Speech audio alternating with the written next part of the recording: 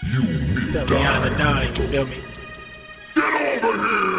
Hey, this the platform, bitch. Hey, this that platform shit. Yeah, who's the best when it comes to this game? If you with the Mortal Kombat, I'ma leave you in flames. It's the platform, I knock a bitch right out of their shoes. A street fighter till I die, I hit like Ken and Ryu. I punish niggas like Tekken 007 with a weapon. Teach a fuckboy a lesson, I'm double dragon, no wrestling. Shoot the 3 and cross you over, you can call me 2K. And the devil may cry 1,000 times, but watch what you say. Because this is my Call of Duty, so by now you should know me. Cut a motherfucker in half and then slide out like Shinobi. Steal your car and catch a charge, fuck it, this Grand Theft Auto. Double dribble around a nigga and let the blood stain follow. This the platform, yeah, this the platform, bitch. This the platform, yeah, this that platform shit. This the platform, yeah, this the platform, bitch. This the platform, yeah, this that platform.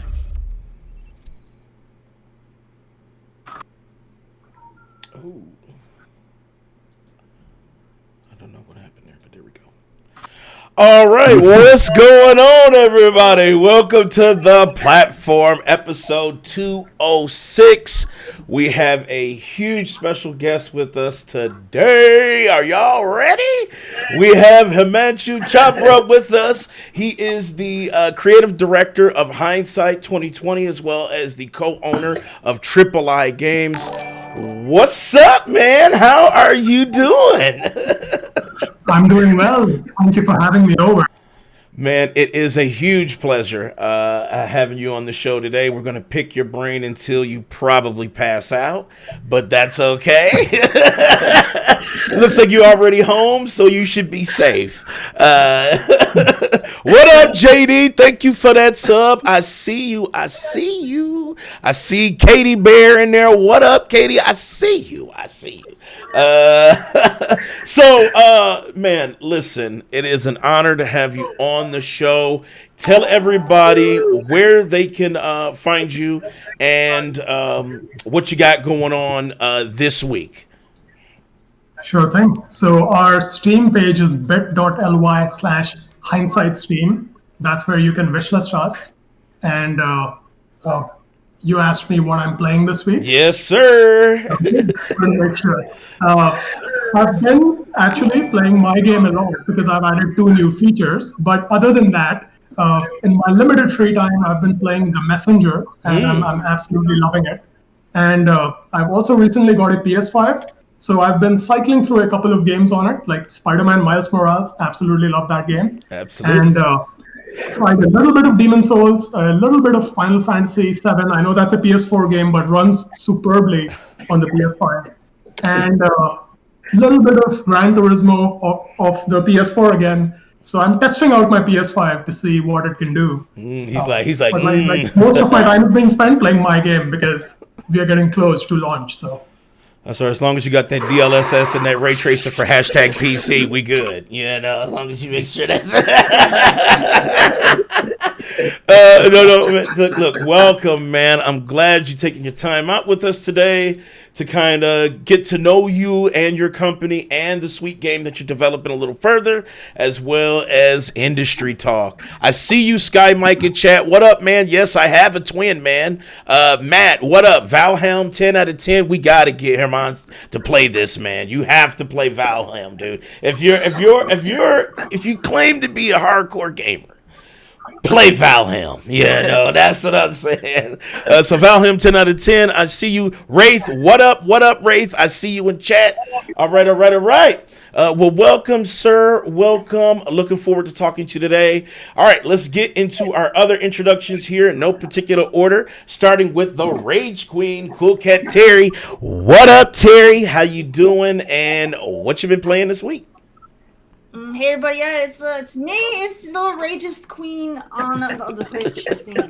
Alright, but yeah, I'm doing pretty good. I've been, I played through Dante's Inferno this week. Fantastic game. Love Dante's Inferno. So underrated. I never played it when it came out. It was highly requested that I do it since I like the classic God of War. So I played it and I loved it. And honestly, people may disagree. I think it's actually better than God of War. I thought. That's I don't know. The only downside, there's two downsides to it though. That God of War did better. Hemanshu, you got that life grenade. I know that sounded a little skeevy right there. Yeah. God of War was longer, and it had way better, more challenging puzzles. Dante really didn't have like any puzzles in it. It had some, but they were like casual. It was like hit the switch with your bone just Skype. Just move this block and jump up, and you're done, kind of puzzle. But no, Dante's Inferno was fantastic, and maybe EA will not sleep on that title, and they'll finally make the sequel to it since Visceral's gone. But I'm sure they still own the rights, maybe. So get on it. They renewed the trademark for it last year. So there is hope. I hope to God they do it in Dante's Inferno too, because it was super underrated. That would be great. It's underrated. I got to the end and it said to be continued. I'm like, yeah. I know you're like, no. 3 years later, like, no. 4 years later. What's up, a la carte? I see you. That was cool. And then I've been playing American Trucking Sim a lot lately, and just working on my backlog as well. And I'm playing Victor Vron, so working on that too. That sounds like one of them Big Mike games. All right. No, it's an RPG. It's a top-down RPG. I know. It's awesome. It's awesome, dude. It has the same voice actor that played Geralt in Witcher, dude. Come on. Oh, okay. Now I might have to check it out. I might stop throwing shade at it. I might. Let me bring my shade back. I'm gonna take my shade back. I'm gonna take it back. And a little selfish promotion of myself. I am celebrating my 5-year anniversary on Twitch. Technically it's tomorrow. Congrats! So yes, 5 years on Twitch. That's hype as hell. Hell yeah. Amazing. Damn, Terry. I've been following you forever, like 4 years, right? Like damn near. Something like that. All right. Well, welcome, Terry. Welcome. Next up, we have Bad Bella. What up, Bad Bella, the beauty queen? What's going on? You're muted. You're muted. Sorry about that. Okay, that explains a lot. I'm like, take a life. Hold on, don't have me do it. On that one. Don't have me do right, it, Bella. So lately, I've been getting back. Oh, I will take that L. First L of the show. Okay. But lately, I've been getting back into Sims 4 because apparently regular life is been the same. So I figured, why not change it up a little bit? I've been into Valorant a whole lot lately. I have literally a folder of over 20 gigabytes of my clips that I've not uploaded yet. I don't know why. They're really good. They're actually really good. I have no idea why I haven't uploaded them yet.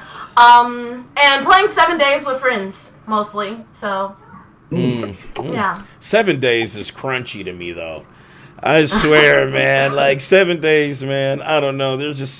It's just something crunchy about that game. Like I put like I don't know, maybe about 300 hours. Yeah. Well, I put like 300 hours in, so I gave it like a real Herculean effort. You know what I'm saying? Like I did, but 7 days, man, is just crunchy.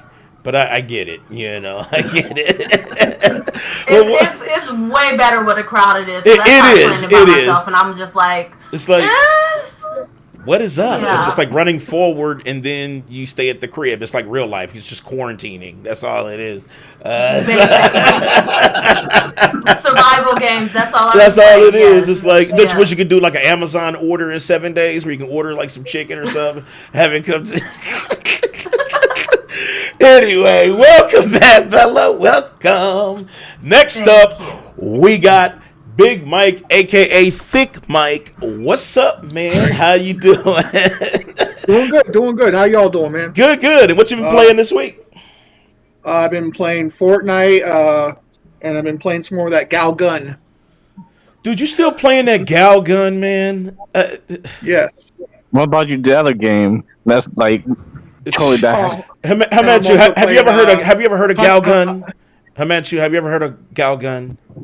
No, I have not. No. Do not look it up at work. I can tell you that right now. Do not look it up at your work. I'm telling you, man, you want a scandal on your hands? Look up Galgun on your work computer. It's like all of a sudden we'll see that story on Forbes and shit. It'll come out. Jason Schreier and be like, Galgun found on Hemanshu's computer during work and shit. Like, you know what that... And I've also been playing Hoonie Pop 2. Honey Pop 2? Hoonie Pop? You call it Hoonie Pop? Why'd you say It's Honey Pop. Yeah. It says H-U-N-I. It's Honey Pop. It's pronounced Honey Pop. Whatever. I call it Hoonie. Whatever. Just don't play it. No. Don't play with Big Mike because I want to make sure you stay scandal free, man. I had to walk out of Mike's house. All I gotta say, Albert told me about it, and he's the one who got me into the game, and I'm enjoying it. It's fun. No, we want to play. We want to play a safe game like Hindsight, not right. I want to play something engrossing. Well. Right. I'm just Big Mike's game will get you investigated by the FBI. So please, I'm just like playing all kinds of types of games. I play all types of games. This is all types of games. mm-hmm. Right.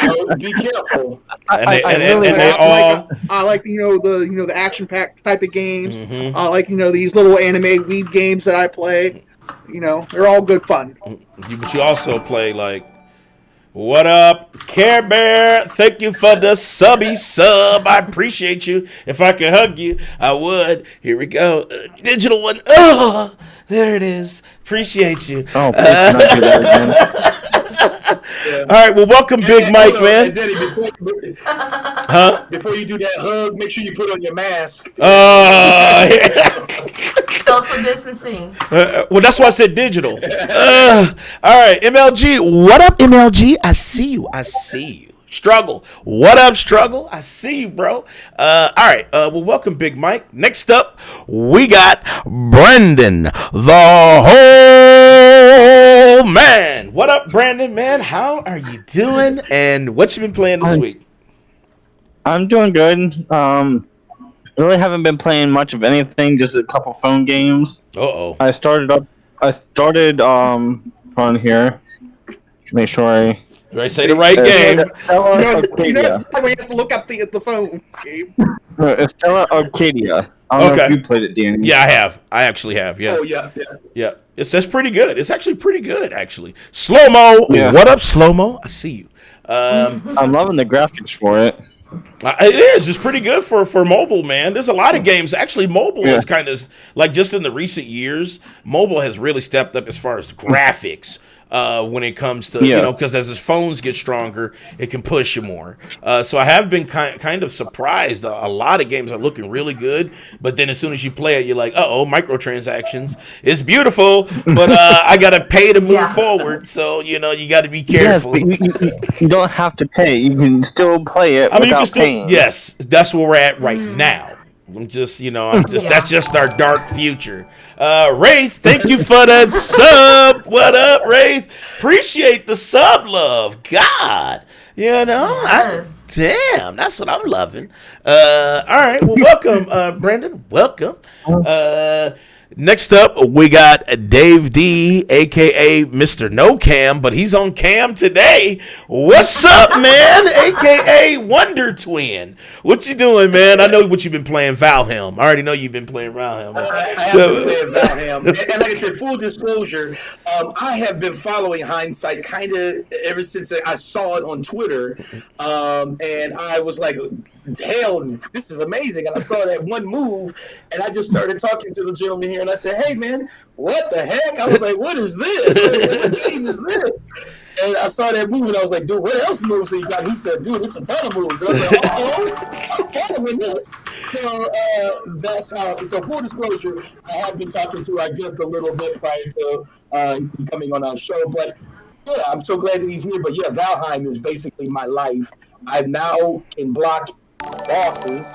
I'm getting to the level where I can parry bosses. We'll see. Oh God, that shit is terrifying. What up, Saltiest Gaming? I see you, man. Thank you for that host, fam. What up? What up? What up? Yep, we got the Wonder Twin powers activate. Form of losing our shit. Because that's what we've been doing in Valheim. Losing our shit. He said, but you lost. He did lose to me. We had a 1v1 PvP match. Because we've been basically playing together, co-op in Valheim. But we said, you know what? Let's just do some PvP and let's kill each other real quick. So we set up the battlefield. You can go watch the past stream on Twitch, on our Twitch here, and see who actually is the victor. I was hitting David with them Street Fighter jumps.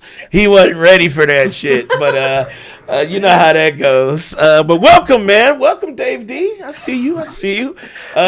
What's up, everybody? I'm Dan the Man. I'm the host here at the platform, and I've also been playing Valheim. Like, literally, that has ruled my life for the last week. It's one of the best survival games to have come out in years. I still love Rust. Like, I love Rust and Ark. I have a love-hate relationship with Ark because sometimes I love it, and then when I actually get in and play it, I hate it. So it's like there's a difference. There's a dynamic with Ark, but Valheim is freaking amazing. So if you guys want to check that out, it is on Steam in early access right now. So make sure you guys peep that. And if you want to come in and play, you got to prove yourself before you join our server. Only person right now is probably Struggle in chat. He's the only, because he wears a kofia. So that means he automatically can battle. So I don't know. We just need to see it. All right. Let's get into our interview, man. Listen, we're getting ready to ask you the most personal questions ever created. Are you ready?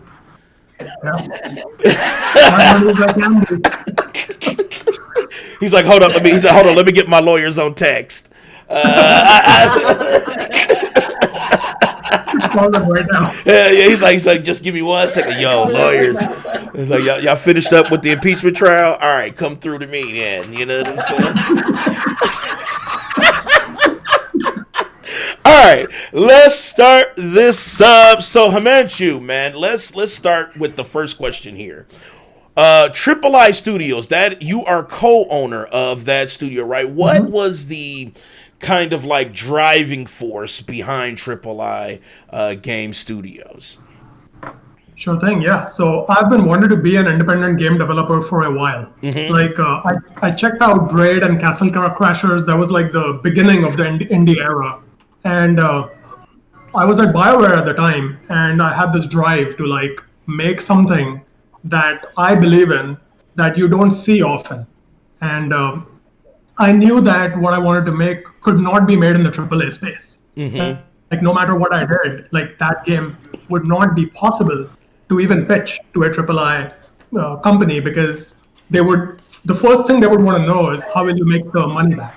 I know they want the microtransactions, man. I know them investors hit you. I know they hit you, man. I know they like, yo, Hemanshu, can we sell his eyes separate from his cheeks? I know they came to you like that, man. They were like, this is a great idea, but we need you to sell his knees separately from his toes, and then you have DLC for his ideas, and I know it, man.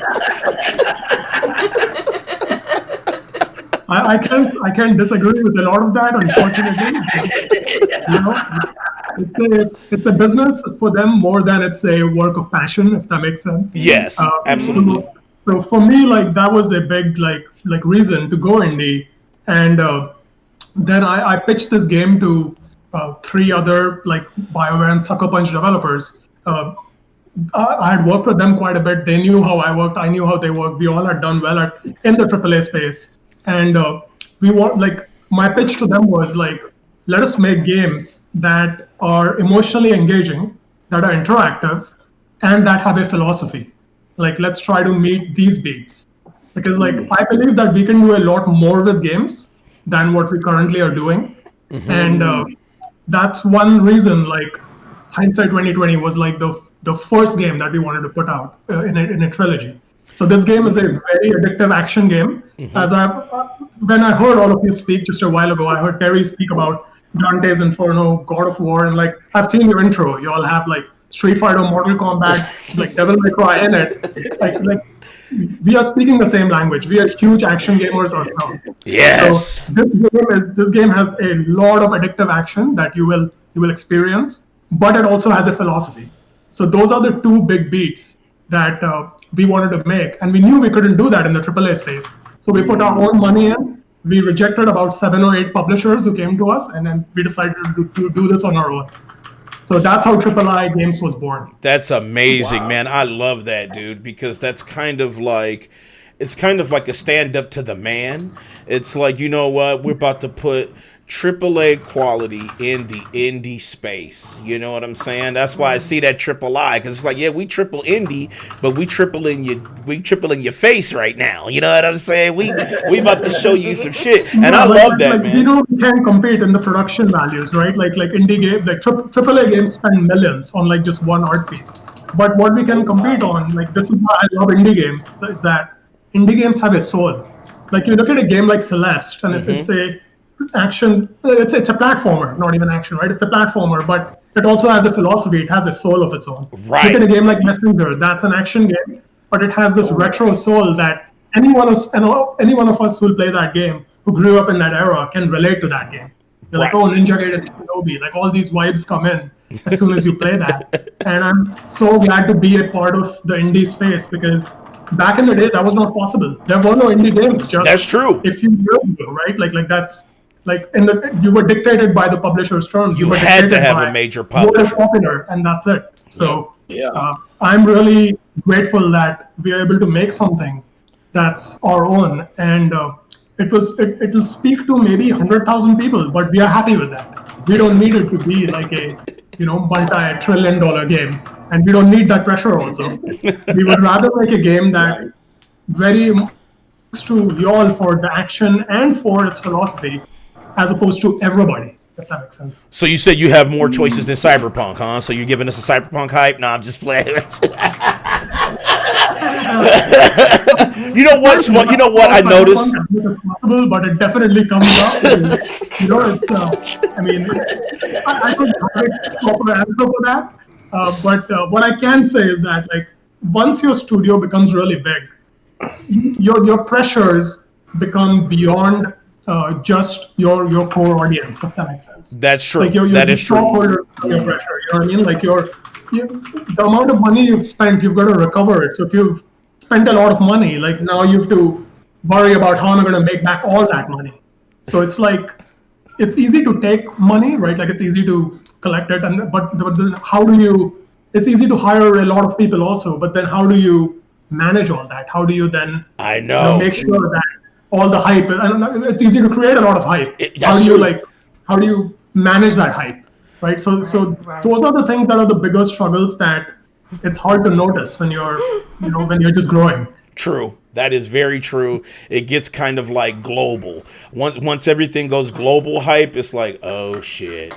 We either deliver or we're wrecked, and you kind of gotta weigh those. But I love the philosophy behind your company, man. I love it. And you know what? I was thinking about the name of the game, Hindsight, and it's funny because that plays off of kind of like how you have to view the game. You have to view it in hindsight because there's the choices that you make, and I want to ask you about that. So combat. Combat is a huge choice in itself. It's like you can either be like Paul, like Jake Paul and take the horrible route and just go, destructive, or you can be like Martin Luther King and go positive. Like explain that, because I was checking out the dynamic on that and it seems very, very interesting and it might get me caught up, but like explain a little bit of that process. Sure. Yeah, I'll be happy to. So one thing I want to bring up before I explain that is I'm a very purpose-driven designer. So the reason those features exist is that they serve the purpose of our pillar of choice. Mm-hmm. So the reason you can be ruthless or merciful is it's not just a gimmick. It actually serves the purpose of making your choices matter. And you can switch between these two combat styles at any time against anyone. And that will dictate how your journey goes. So you could choose to be ruthless against one boss and merciful against another, and ruthless against one group of guards and merciful against beasts. So these combinations dictate your journey. So everything in this game is there for a purpose. If it doesn't serve a purpose, I don't add that feature in, if that makes sense. So no microtransactions. Got it. That's a day one buy for me. I have microtransactions as much as you do. So you're like literally speaking to my heart when you're like bitching about microtransactions, because I wish we delete that from video games completely. Man, about them, but we'll get to that later. I'll explain. When we get to our roundtable topics, we'll juice your brain up for that. You know what I'm saying? But I do have some personal questions about that. With microtransactions. So we'll talk about that in our little roundtable topics there. But for sure, so combat definitely has a huge meaning. There is a philosophy behind it. It's like you really have to kind of wage your temper when it's certain things, because certain outcomes might become different. That's correct. Yeah. Wow, yeah, absolutely. That's amazing. And like the two combat styles are also very different from each other. So like in Ruthless Combat, where you have this big sword, you are like executing people, and it's very addictive, and it's very accessible to. Like it's more like Devil May Cry. Like it's very It's a visceral, yes. Yeah. Whereas and there's special moves that are unique to being Ruthless that you won't see in Merciful. And Merciful, on the other hand, is it's a new way to play. So it has a higher learning curve. And let me explain how. In Ruthless, you can just advance your combos by mashing the button like you do in Devil May Cry. Mm-hmm. But in Merciful, you cannot just advance your combos. You have to hit unique opponents. So he's going to hit these unique opponents and then do a massive AoE after. So you have to really plan the positions of your opponents and then execute those moves.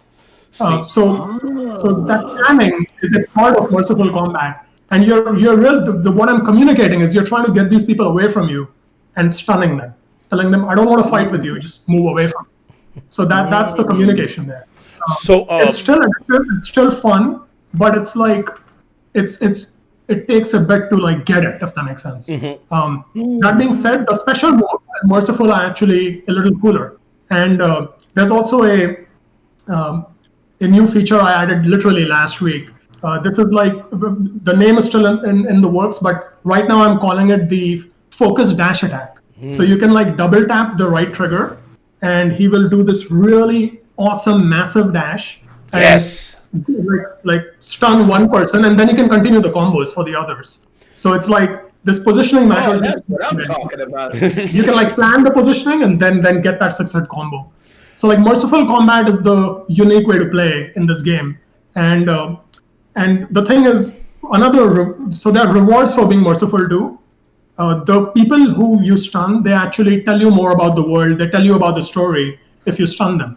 But if you kill them, obviously their dead bodies cannot speak. So they are. Well, I'm gonna tell you, man. I might be just absolutely bogus in the game, but we'll see how I might be absolutely just no mercy, but we'll see. Now let me do this. I want to show the trailer that you guys released for chat, so they can kind of get a gist of how it looks, how it's going so far. So let me pull that up here for chat. And you guys are going to love this, so let me pull this up for you all, and here we go. Here is the trailer for Hindsight 2020. Let me know what you guys think. Looks like you got some awards too, man. Yeah. I see. Nice. I love the art style for this. And everything looks like... Seeing all this destruction makes me want to go straight up, no mercy.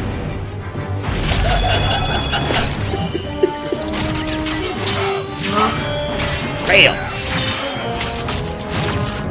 Go, ding, ding. Oh! Bam! Oh, I love that combo. This was fun. Oh, you see how to move? Hey, you see him throw that sword, man? See, I like that, man. It pushes them out of your way so you can get open. Oh, nice. You gotta get them back. You gotta back them up. I like the character design, man. Right, it's gorgeous. Ooh, you just smack that ball back. That's cool. I know. That's what I see. I like the combat. Oh, watch out for him. Uh-oh. Hey, look at all the people.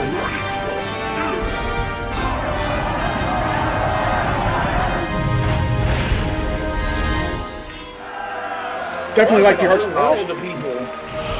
Whoa. This is right down my alley. This is right down my alley. Kiss him on his head and took the crown. Oh, I love that. See, that's what I'm talking about. You got a dad. Love the AoEs. I love the AoEs.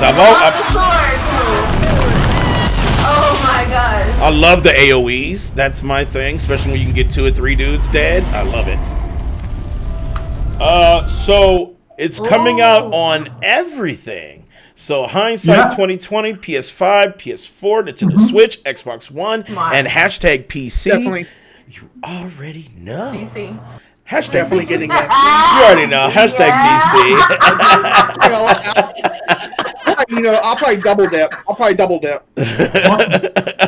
So that is the trailer for Hindsight 2020. Man, listen, I got another question.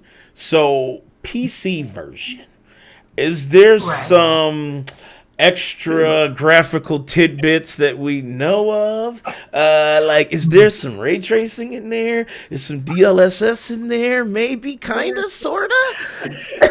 So, I mean, we are struggling with that, actually. So on the PS5, we have it at 4K 60 FPS, and that is the best looking version right now. For PC, like, we want as many people as possible to play. So right now it looks equivalent to like the PS4 version. Right now it's still beautiful, and it's not at 4K because we care about the 60 FPS. It's an action game. We want to make sure everybody who plays gets that reaction, if that makes sense. Because we are a stylized game, like we don't need ray tracing as much as like a realistic game would. Right. So like I'm playing Spider-Man, Miles Morales, and Demon's Souls on the PS5. Like Spider-Man Miles Morales, I don't really care about the rate, like the extra graphical features. But Demon's Souls, oh my god, it's more realistic. That's true. It really matters, if that makes sense. So we are trying to, like, on PC, we want to make sure that as many people as possible can pick up and play. But we're still like at the graphical quality that's just below the PS5 right now. Okay. We may do for DLC or something. We may do like a extra graphical boost for people who have that machine. And we're still considering that. This is not like decided completely, but that's what it is right now. Cool. Just make it a microtransaction. Please don't. When there's 4K, you gotta pay. I don't want to for my job if I ever do that. Like that's how much I hate microtransactions. I will literally quit if I ever decide to go the microtransactions route. Now I had another question. About the main protagonist, because I did notice that he's missing an arm. So you can explain kind of like the design elements behind the main protagonist, the name of the main protagonist, so people can kind of get to know who they're going to be playing soon. Absolutely. So the main protagonist, his name is Jehan. It's a Indian name, and it means person of the world.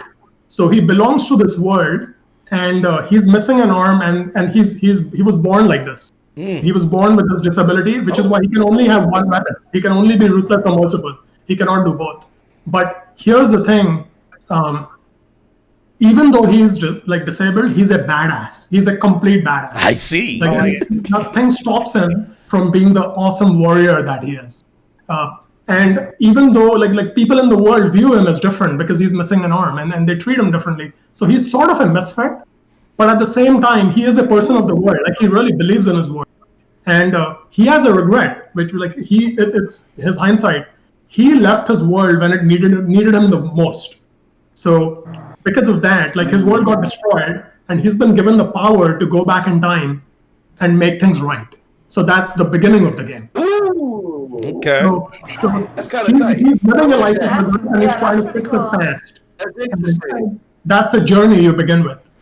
I love that. I love that he has kind of like there was a setback that he overcame. I love that because not a lot of games, they always, have the main protagonist is kind of like this white dude who's like all the way just too good. You know what I'm saying? Like, and I mean, I get it. Sometimes that's badass, but you might want to see somebody different. I love experiencing the different cultures of games. There's another game that I was playing called Raja. an ancient Yeah, epic. Raji. That game is so good, and I love the switch of cultures on that. And I'm glad that so many other cultures are being explored in these games. I really do appreciate that for sure. And I thought that main protagonist looks way cool. I just noticed that his arm was gone about a month ago. I was looking at another trailer, and I was like, holy shit, he doesn't have an arm over there. He's missing it. But I love the design. I love that he's still like super badass, even with the setback. And I still would never test him in real life. Like, I don't care if he does it. I mean, because I swear to God, if I come up to him like, "What's up, man?" He's just gonna AOE me. So I already know. Okay. Now, Hindsight. I know sometimes the development cycles are like on and off, but I wanted to know how long was the actual development? I know it's still ongoing on right now, but how long has it been in development so far? Yeah, I mean, so we officially started like making the game in about November of 2015. So like more than 5 years ago, and we are just 4 guys. This is just 4 of us with our own investments. So this game has many ways to play, and then like you get different experiences. Like your whole town could change depending on how you play. Like people will react differently depending on how you play. Bosses, they have completely different movesets, completely different attack patterns, dialogues, like completely different experiences of the same boss in one playthrough than it would be in another. So this was a huge undertaking. Wow. This is a massive project for a team of 4 people. But the reason we wanted to make this is we don't think we could do justice to choice in games unless we hit these pillars. Like in most choice-based games, like the player is treated like a pet. Like, hey, this is a good choice or this is a bad choice, and go do that, and you get one ending, right? So we have 7 different endings in this game. Oh, 7. There you go, Terry. I know, Terry, you said you always want endings. Oh. There you go, Terry. 7 endings. I love it. And they all are very different. It's not, how like in most games you'll get the same ending. Like none of the endings are perfect in this game, and they're all different. So each playthrough is about like 4 to 6 hours, and then you get one ending. And this we kept the playthrough like not too long, but not too short either.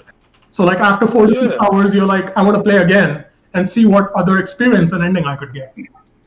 So that replayability is. I like that. That's very important to us. Because like, how can we do justice to choices if you don't want to play the game again? If that makes sense, I don't play most choice-based games again. I like them the first time, and I feel that my choices mattered, but then I don't play them again. So we wanted. This is why even the gameplay in this game is different in Ruthless and Merciful, and you can switch at any time. So you can like if you kill one boss in one playthrough, like you will get some different experience happen. There'll be a snowball effect of that. And if you play in the next playthrough and you don't kill him, like you'll get a different experience based off of that. If that makes sense. That is amazing. That is orgasmic, honestly. That's really good, man. Because you see a lot of developers have tried it. Some were really good about it. Some kind of didn't really make it. But I love that. Having that option to where shit can change just literally because you did something different. You killed this person. Right. He should have been merciful because his agenda was kind of the same, and now everything is falling apart. Or you let him live, and this was the dude to kill. This was the dude. Now he has become everything you hate. He's become a politician. He's in Congress. He's, you know what I'm saying? Like, oh, God. So, absolutely. We have moral dilemmas in the game like this. You know what I mean? Like, what you just mentioned is actually what happens in the game. Oh, shit. I'll give you another example. Like, your best friend in this game, he is infected with this virus that can turn him into a Rakshasa. Oh. Rakshasa means demon in Hindi. In our game, it's a bloodthirsty beast. So, because he could turn, he wants to end his life. Like he's at a ledge, and he's like, I want to kill myself. Now you could do your best and talk him down, and there's a game in there too. Like you've got to really play that game right to talk him down. Otherwise, he's gonna jump. Damn, now I got something to worry about. Let's say you save his life. Now, what if he later turns and harms other people you care about? Oh my God, that is true. You don't know right now. Even if you make even if you're playing merciful and you're doing everything right, things could still snowball in a crazy direction.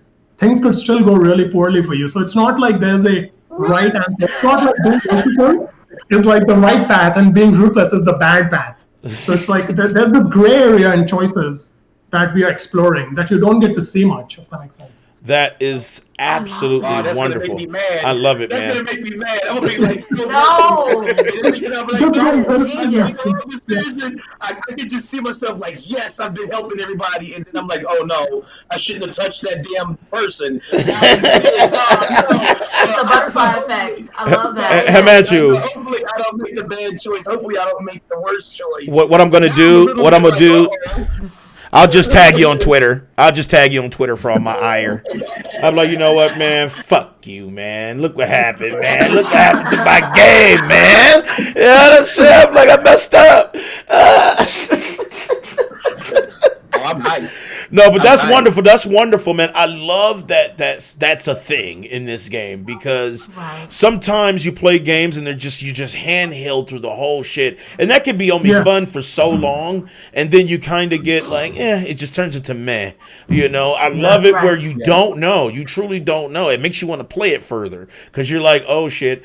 Did I really fail, or is this a champion effort? Did I actually, you know what I'm saying? Did I actually save his life, or did I save his life in vain? Was it a personal decision? Was I being selfish? I love it. I love that dynamic. You know I love it. Hold on, I would like to add something. This kind of reminds me, I don't know if anyone here ever read the Choose Your Own Story Goosebumps book. Oh, absolutely. I read this back in the day. Yeah, like, right, choose your own adventure, and it's like you can have one decision, and it could kill you, and you're just like, oh crap, what if I actually did this instead? And then it will take you to a totally different direction in the book. It's like, I love that. Absolutely, that is very important to us. Getting that, getting that actually matter. You know what I mean? Like it matter in a video game because typically what happens is that because making content is really hard in video games. Like what we tend to do is we want the player to experience all the content. So what we'll do is we don't lock any content. You know what I mean? Like so we will offer choices and they will lead to the same ending because even making that one ending is really, really time consuming, hard and takes a lot of effort. So this is why for us it was important that we are okay if you will miss a major boss fight. We are okay if you will miss a major, we put in 1.5 years on one boss. Oh, God. Right? Like, we are okay because it takes so much time to polish and get it right, get that feel right? You may miss that. And we are going to feel bad about that. But what we'll feel good about is that the playthrough you had will be more of your own as opposed to, it'll be more personalized. It'll feel impactful. It'll feel like I made these choices and these were the consequences. Right. You want to have those calls. That's how we are very different than most choice-based games you'll observe. I love that because gamers, we have those conversations with each other. We're always like, well, did you do this shit? And he's like, nah, man, I didn't even see that boss. Where was he at? And it's like, well, you did this, and so that's kind of be a conversation. You can forgive some bosses. You can literally forgive your father's killer. You may feel that I want to give him another chance. But if you're forgiving him, he may actually grow more powerful and, like you just said, he could turn into a politician. Like Dan just right. It's like, oh God, now I'm gonna vote his ass out. So that exists in the game, and it's like these are the we are faced in life with these decisions all the time, and then we make a decision and we don't know how it's gonna pay off. And this game is being part of the motivation of this game is a lot of us are very hard on ourselves about decisions we make. There are two kinds of mistakes. One is you're making a mistake, right? You shouldn't be doing something and you're still doing it. Okay, that's like the ruthless playthrough, right? If you're killing everybody you meet, you kind of know you're doing it to be like this warrior who's super selfish, right? But the other kind of mistake is where you're doing everything right. You're doing everything that you think is right, but things still don't go your way. They snowball out of proportion. And you blame yourself. You think that I could have done something differently and things would have been different. Now, is that really true? How true is that? Like, that's what this game is exploring. So, like how much of hindsight really matters in life? Like, is that like how we process those feelings? Like, that's something that this game is exploring. So, yes, it's a super high octane action game that has its soul. I love it. I fucking love it. What up, Super Mario 0004? I see you. Afternoon, fam. We have a special guest with us today, so make sure you check it out. If you got questions, I did get a question from chat. Slow-Mo said, what engine are you using to develop the game? Sure, yeah. So for rendering, we are using Unity, and we've written our own engine called the Experience Engine on the top of that. And the goal of this Experience Engine is so that we can do justice to this player choice. And the reason for that is, again, we are a 4-person team. So we couldn't make a game of this scale without that engine. We couldn't just build this because there's so many things that can happen in this game, depending on how you play. For us to actually be able to create that, to create all those journeys and paths in your playthroughs, we wrote our own engine for that. Okay, that's wonderful. So Slow-Mo's happy. He's like, yes, Unity is the game engine. That's what I like. All right, so now we're gonna get into kind of some little juicy topics here for Chad. I'm pretty sure they're gonna have questions for you. You already know. Everything has been cleared, chat. So just know. Oh my goodness. All right, well, so we got the puff piece out the way. Before we do that, make sure you guys wish list it on Steam. If somebody can put the link in the chat to wish list it on Steam, make sure you guys definitely put it on your wish list. Hindsight 2020 is going to blow your mind. It's going to be high octane action and fucking you over for choices. So make sure you guys get that. Put that on your wish list. Yeah. All right. So now, second half, this is digging personal. BioWare. All right. So here we go. BioWare. So now, I know you gave us kind of a little bit on why BioWare is your former company, but I kind of wanted to dig deeper in that. So what was like some of the factors on leaving BioWare?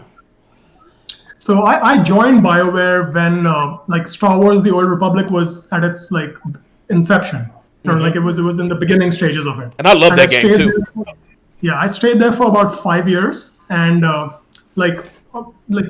I've brought up like how at the time Braid came out, and then Castle Crashers came out, and this indie like game boom was coming out back then. So that was one of the motivations where I was like, okay, I want to be indie. But then something else happened. Like Amazon Game Studios made like an incredible offer to me, and my girlfriend then and wife now, we had to move to Seattle for that offer, and it was something we were in two minds about, but they kept so I'm a US citizen now, but back then I was an immigrant, and I also was looking to get my green card, and Amazon was like, we're going to do that. Don't worry, just come. Damn, and really? Yeah, that was the thing. That was okay. That was too hard to refuse. Because if you ask anyone who's like coming down an H-1B and then wants to get a green card, it takes like 15, 20 years. And it's like, even if you're the best, it takes that long. That's true. But Amazon, thankfully, was really awesome about it. And that worked out. And then I wanted to be indie. And by the way, you can't be indie unless you have a green card. You cannot even start your own studio. Like, you have to have $1 million already, which I don't have. So damn. So it's like the laws are very, like the immigrant laws in this country are very difficult, even if you're in the tech space. So, like what we assume is easy is actually a big struggle for people. Like once I had that in my hand, then there was no reason for me to not be indie. And also, like I didn't want to get too old and then not be able to do this. Like you can do, I'm 37 now, so I can take this risk now. Right. Like if I'm 60 plus, like I don't think I could be indie at that time. So it was the right time, and I really wanted to make this game. I wanted people to experience this. So I was like, okay, I've got to do this now. So long answer, but yeah, the biggest reason for me leaving was I was presented with an offer I couldn't refuse. So you looked at your girlfriend then and was like, "Baby, you got me," and she was like, "Yeah." You was like, "Let's go, Triple I Studios, hell yeah!" We were just dating then, right? Like, so it was like it was okay.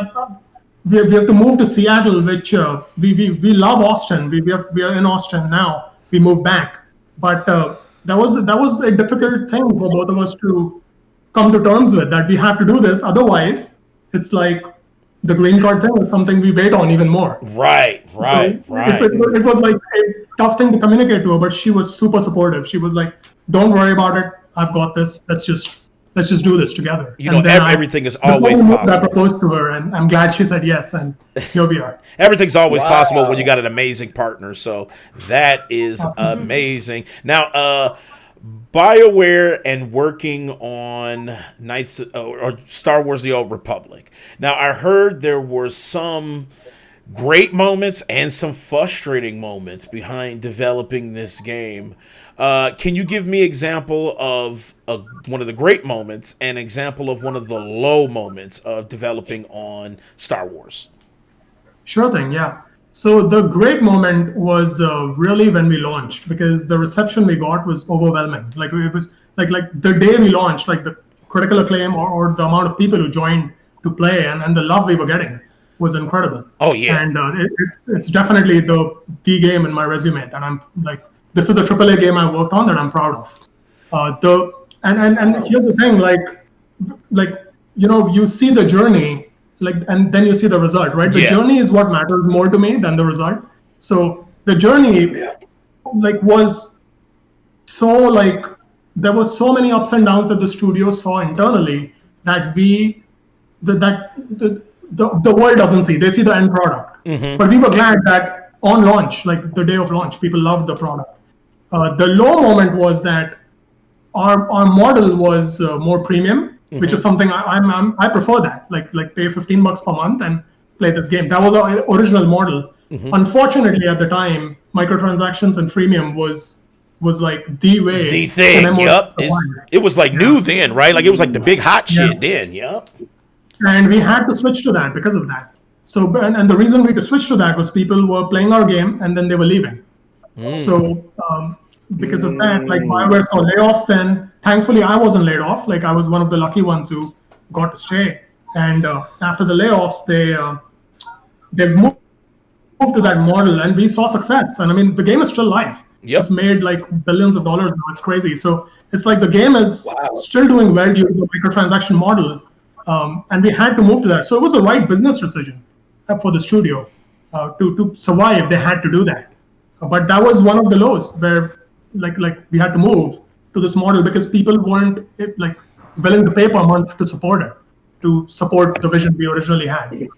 Damn, man. I know that kind of, because that stings a little because you have like all these ideas on how to branch out quests and things like that. Yeah. And then for the higher ups to come and say, hey, you have to lock this shit behind the paywall, and then it's like, damn. And in defense, the problem was that there was no other option because they did it and it worked, right? Right. It worked and worked and it's still working. So it's like, it's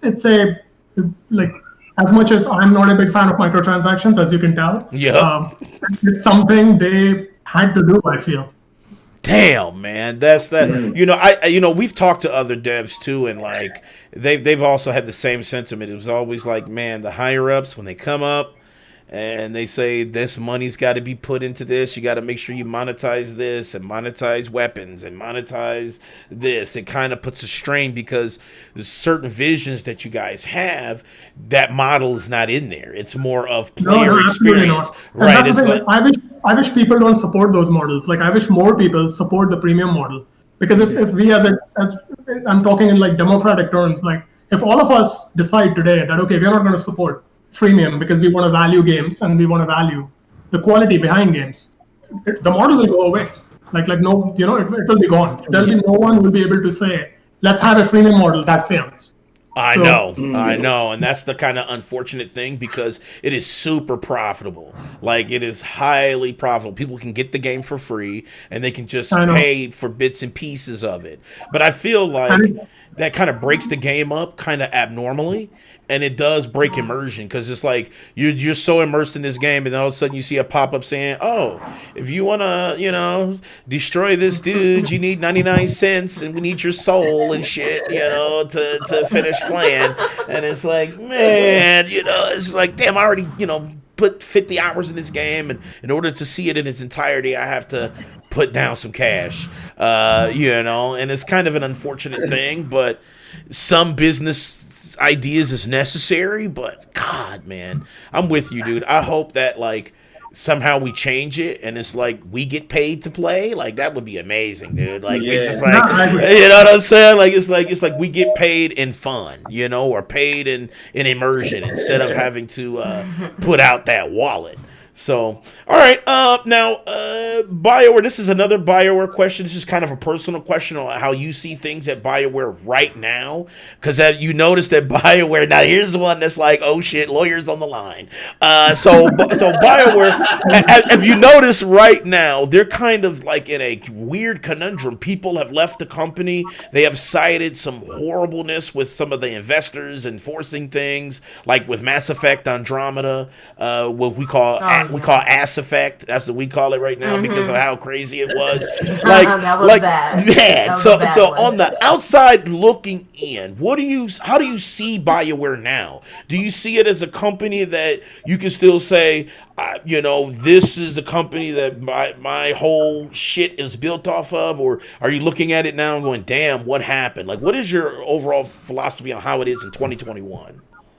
So I'm a little biased about this one because I still have some friends who are working hard there, and like I know what they're up to, and it's like it's a little hard for me to like see this as clearly, like see it in the view that people are seeing it more now. Mm-hmm. But I can say this, that every studio has its own journey, and they have their struggles and their own ups and downs, and they've definitely changed. And I think that I personally wouldn't discount them. Like I think they have a chance to get back to their roots and deliver something that is beyond what we're imagining right now. I think there's a possibility for that, and I kind of hope that happens because I'm kind of a hopeful guy. So I guess I'm coming from that perspective. And also I have friends there who are working really hard, so I kind of see what they're up to, and I wish them well. Like I wish that they are able to be super creative again and deliver like they used to. And I didn't think Anthem was as bad as the reception it got. Gamers do have a very strong reaction to something, and honestly, having a strong reaction to something is better than being indifferent. Like if Anthem had come out and nobody had cared, that would have been way worse for BioWare. That's true. Anyone, right? I feel the same for Hindsight. Like I will be much happier if we get a lot of hate as opposed to we get no reaction when we come out. I obviously hope that all of you love our game. That's what I want. But if you all have this visceral reaction, you love something. That's why you had that reaction. Right? Because the games I don't care about, I don't even play them. I don't even talk about them. I don't even think about them. True. So I definitely think that they've got a shot to get back. When I heard about the new Mass Effect collection, the Legacy Connect collection, and when I heard that all the older devs are working on that, plus the new one, I was pretty stoked about that because, I'm going to be honest with you, man.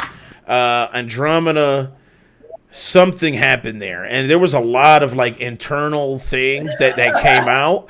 There was some racism. I guess there was you couldn't create a white person in the game, and there was just all these different things that were kind of problematic. And then to hear that the main team who worked on the first three trilogy and everything are working on the new one does give me a lot of hope, because I'm gonna be honest, us here, we're huge fans of BioWare. Their games, we're Mass Effect and even Anthem. We're gonna talk about that a little later too, because I want to pick your brain on Anthem a little bit. But here we go. But yeah, man, I'm with you. I think they have a chance to really kind of put that positive light back, because a lot of gamers saw Andromeda and just some of the behind the scenes unfolding with Anthem, and it's a sour taste because, we're the consumer. We kind of like, okay, we're putting this money up, and there's a lot of things that I'm not liking that I'm hearing behind the scenes. So, I'm with you. I still have hope for BioWare. I think BioWare can still do a damn good job on Mass Effect, hopefully. That's all you can hope for. Okay, so you answered that one. Okay, so now here is a question that nobody can ever answer, but I'm going to ask it anyway. Everybody hates this question. Future projects outside of Hindsight. Is there something that you're kind of melding on right now that you're thinking of, okay, once Hindsight is done, this shit is about to be on? Like, what is the other kind of ideas that you have going on? So I can tell you, like, I can answer that to the best of my ability. Hey, you know what's crazy? What's crazy? Before you answer, we have asked multiple devs this, and I always do like this and pray that somebody put something. Just give us a name, a character design, something. You gotta give something. So what's in my mind is a trilogy. It's not just this game. I can tell you that. Okay. So there are 2 more games, and they're not like Hindsight 2020 sequels. I can tell you that too. It's not like Hindsight 2020 2.0. That's not the case at all. Mm-hmm. They're different philosophies. There's one thing I want to tell, but I cannot, unfortunately. Here we go. You know what's coming. That's the problem. Like, you want to, right? Like you see this excitement, you want to share, but it's like I would rather have you be amazed and surprised when it happens, if it happens. Facts. Because we are right now focused on making Hindsight a success. It's very important to us that this game does well enough. And again, we are not looking for trillions of dollars. We just want 100,000 people to love this game, and we are good. We will then make the next one. Smart. And that's our one thing. One thing I can assure you is that the next 2 games also are going to have a soul, and they're going to exist for a purpose too. We are not looking to just take your money. We are here for making something that speaks to you. Well, here's my money. You can have it. I just, you know what I'm saying? You can have throwing money right now. You know this. All right, we have a question from chat. It says, got another question. Can you speak on this? Is kind of a little deep question. Got another question. It says, can you speak on the internal culture issues between BioWare Edmonton feeling superior to then 2 other studios, Austin and Montreal? I guess Jason Schreier spoke to the devs that said that Edmonton acted like their ideas and opinions carried more weight. Have you ever had that sense working at BioWare where there was one team that you felt like maybe got a little more support or for their ideas than your team that you worked on? So when I was there, we worked on Star Wars: The Old Republic, and that was something the Austin studio created. Mm-hmm. So that was something we did completely, and that was like we got some help from them maybe, but that was something that was our own. I left after, I shipped the first expansion to Rise of the Hutt Cartel. Mm-hmm. So after that one is when I left BioWare. So I can't speak to that, unfortunately. But I can say this, that when I was there, even with LucasArts, not just them, it was fantastic. We got to make what we wanted, and that was definitely a plus. I got another question before we finish up the interview here. Has there ever been a moment where you pushed back? Like there was an idea that you had or something that you wanted to make sure it got in, and you, maybe a couple of team members, pushed back and was able to get it implemented into the game that you were developing? Are we talking about Hindsight or SWTOR? Well, both. Let's say Hindsight. Was there something that you approached the guys and you were like, "Look, I want him to pull open his chest and reveal another chest. You guys support that?" And did they say, "Hell no"? What is that? Was there ever a moment in Hindsight where you wanted something and you kind of got some pushback, or you got it done after kind of convincing folks to get it done? No, not really. Honestly, we know each other so well. Our team is we're all really good friends too. And when we work together too, we have this energy that we understood each other. So it's we already know what the other person is not going to like, and we're not going to potentially do that. Mm-hmm. And we have common value systems, all of us. So it's it's hard for us to have those ego clashes, if that makes sense. Yep. And we also we are very like, for us, what matters the most is, are the two pillars being met? Like, is the action really, really awesome? That matters, because that's what you do moment to moment. So if that's not working, we are going to iterate on that and get it right. Or the other one is choices. Are the choices not mattering for some reason? Are the choices feeling a little not flavorful here? So those are two things we did the foundation right. Like we knew, like we built those pillars at the beginning and we did that right. So because of that, like the possibility of that becomes very less as you go along. That's wonderful, dude. That's wonderful. Because to have a team like that where y'all mesh together, you know the game is going to be good because there's no shit in between it. You know what I'm saying? There's no like this dude is secretly hating you and wishing death on you and shit, but still putting assets in the game you hate. You know what I'm saying? Like I'm so happy that that's good because that gives me super hope about Hindsight. That means Hindsight is going to be fucking fluid and it's not going to have any horribleness, which is great. Okay, so I have another question. Devena says, how did you come up with the idea for the game? I think you kind of answered that a little bit, but maybe kind of give us kind of like what was kind of like the pillars of ideas that you had for Hindsight. Sure thing. I mean, so I can tell you where I came up with it, and it's a little funny story. And I have to give the credit to geckos, those lizards. They actually get part of the credit. So I was on my honeymoon, and I was my wife had reserved part of the honeymoon in Maui and the other in Hana. And Hana is this tropical rainforest where there are lots of geckos. And we didn't know that. And I'm an insectophobe. I actually am scared of it. Of like insects. I'm with you, man. Yeah, especially lizards. Like I don't know why. I'm super scared of them. So we were we were in this cabin and it was beautiful and everything. And in the night we would hear these voices and we thought they were birds for the first night. The second night we looked at our walls and it was infested with hundreds of geckos. And I'm not kidding. God. They were everywhere. They were everywhere, and we couldn't get rid of them. Like anything we would do, they would just not go away. So I didn't sleep for like that half of my honeymoon. I didn't sleep for a single minute. And that's when I came up with this idea. That's when I started to the geckos for this game. He said, "Oh shit, I'm scared for my life. Let me think about." That's part of it. my gosh. Yeah, it's a pretty weird experience. So now when it comes to like okay, I know it's a ridiculous story, but it is true. No, that's just funny, man. Well, I love it. That's actually great. Your phobia helped you make the game. It goes to them as much as it goes to me, because if they didn't scare me, like, you know, this wouldn't have existed. But the other part of it is like I'm a very different person now, but before I used to be very self-judgmental. Like I used to really like aim for perfection all the time. And this is for everything. This is my work or my relationships or like my life, and like everything had to be absolutely perfect.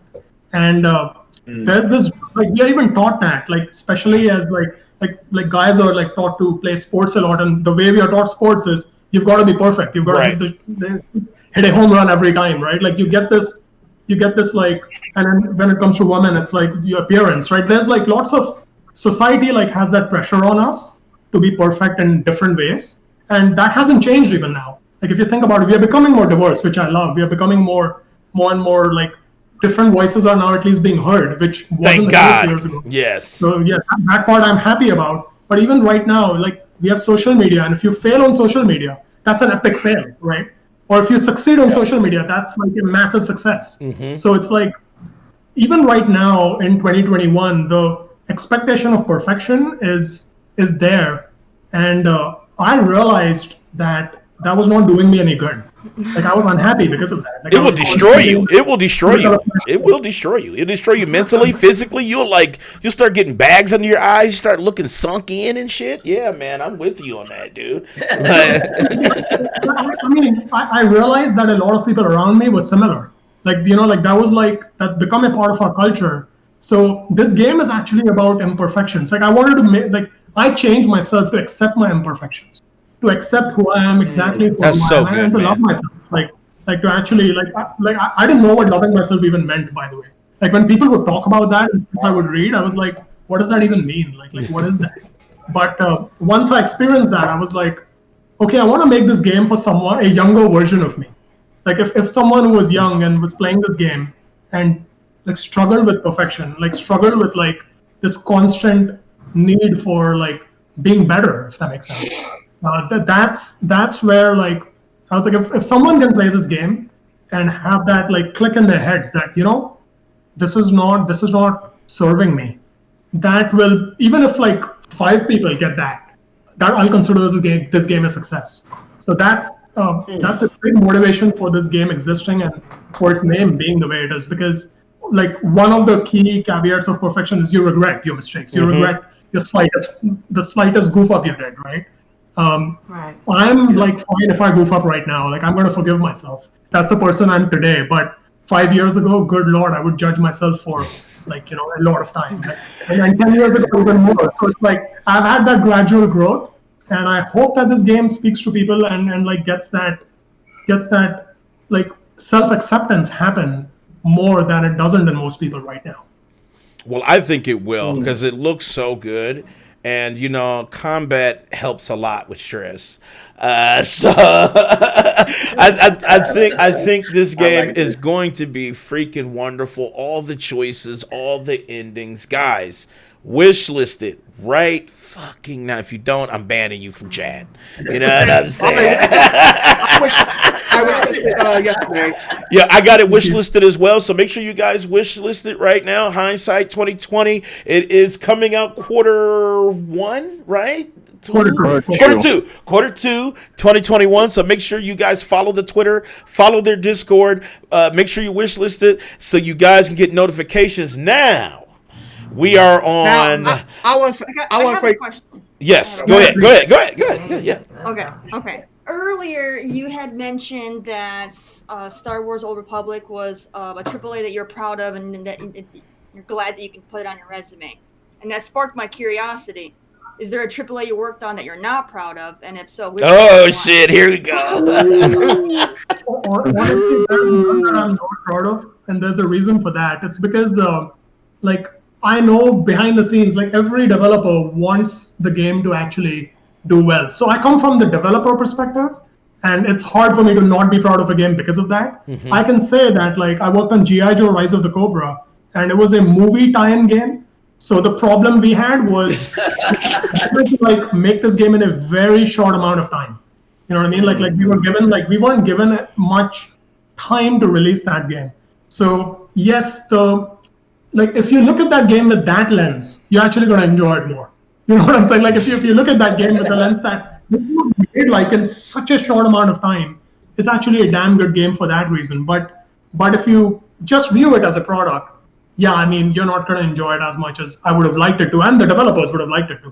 I worked on the audio in that game, like that was the part and that part is something I can be proud of. But overall, as a game, I do wish it was better.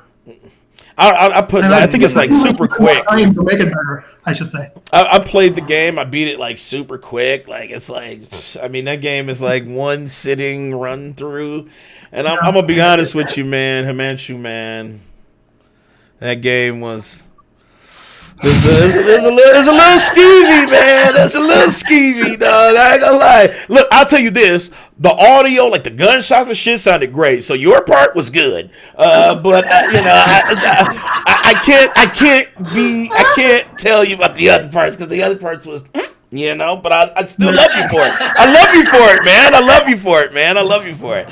All right, so now let's get into our roundtable topics. I want to say something. Yes, sir. Yes. It's not really a question, but I just want to say I admire the lightsaber and Han Solo picture in the background. I can tell you're a huge Star Wars. I saw that too. I was gonna hit him up and be like, "Dude, you selling that? Can you sell that to me?" I'm like a huge Star Wars nerd. I love every movie. Even though, you know, some of them get a lot of flack, I'm a huge Star Wars nerd, and I love every single one of them. And have you seen The Mandalorian? I still have to. It's gonna blow my mind. I know that I still have to. But the thing is, I've been busy making the game. That's the part. Like, if I get into it, that's gonna become my life. I know that. It is so good. I'm a Star Wars nerd too, so I can't say anything. All right, let's do this. Let's get into our roundtable topics, because I would love to pick your brain on some of the industry stuff that's going on right now. So first things first, and I'm going to bring this up for chat as well so they can see. Cyberpunk. And I hope to God that Triple I doesn't go through anything that Cyberpunk is going through right now, because it's looking real ugly. But Cyberpunk, their files were stolen. They were basically hacked. A lot of their internal files were stolen, like assets for Witcher 3. I guess there was a Witcher 3 like remaster coming out that's supposed to have ray tracing and all kind of stuff involved in it. Cyberpunk stuff that was planned and that was supposed to be in the game that never got implemented. There's chunks of data and everything passed everywhere, and it looks like it actually sold. So there was an auction that was held, and it actually all that data did sell. So this is kind of a horrible situation for CD Projekt Red they're already going through trying to clean up the mess for the console version of Cyberpunk. So I wanted to ask you, man, what do you think about what's going on with CD Projekt Red right now, and this basically just all of this bad shit that's happening with them, with the release and the hack and everything that's going on? I mean, I honestly feel bad for them, because like it's one thing that, okay, maybe the game didn't live up to the hype, maybe the game like technically wasn't there, like that criticism. I think if that was the only thing they got, they would have accepted it. Like I think they would have taken that to heart and tried to make a better game next time. Mm-hmm. Because honestly, most devs I know are like that. Like I've not, okay, maybe there are some that I haven't met who are different, but any developer I typically meet, they want to make a great game. They want to like improve. They want to like deliver something that gamers enjoy, because they're gamers. Like I'm a gamer myself. You ask me what I'm playing, I'm like, I play those games. I notice what I like about them, what I don't like about them. And when it comes to a studio that's trying to make like this big ambitious product, I think we should even applaud them for the failure, because it's still a pretty remarkable failure, right? Like when the game plays well, it's still remarkable. Like everyone is acknowledging that, okay, maybe not on the consoles, but on PC it is. So I think for them, like I just feel bad that, because they are an indie studio at heart, like you know that they're not like but I think they've struggled with becoming too big. That's one reason. Like we don't want to become too big. We want to avoid all that, because there's so much more now with games that we don't identify with. Because I'm a gamer. Like at the end of the day, I'm like y'all. Like when you talk about Dante's Inferno and being better than God of War and the reactions others are giving, like that to me is a gamer speak, right? Like that's something I'm more passionate about than all this other fluff, right? Like that's fluff to me. Like what is like this negativity that constantly being thrown at them? It makes, if that ever happens to us, I won't be making games. Like if any one of our teammates gets a death threat, we're done. We're like, okay, we're not doing this, because life is more important, and like there are more. And this is the cost of those things. Like this is the cost of attacking developers. Mm-hmm. We are not going to do it. We're going to be like, okay, you know what? We're out. And that is bad for the industry. That is bad for gamers. That is bad for humanity. So my stance is, it's hard for me to find fault with them, because I think, yes, there's mismanagement, but look what they're creating. They're making such a big thing. This game is beyond them. This game is beyond most That's studios. true. That is true. They're trying, right? Like that's something we can applaud, and that's how I see it.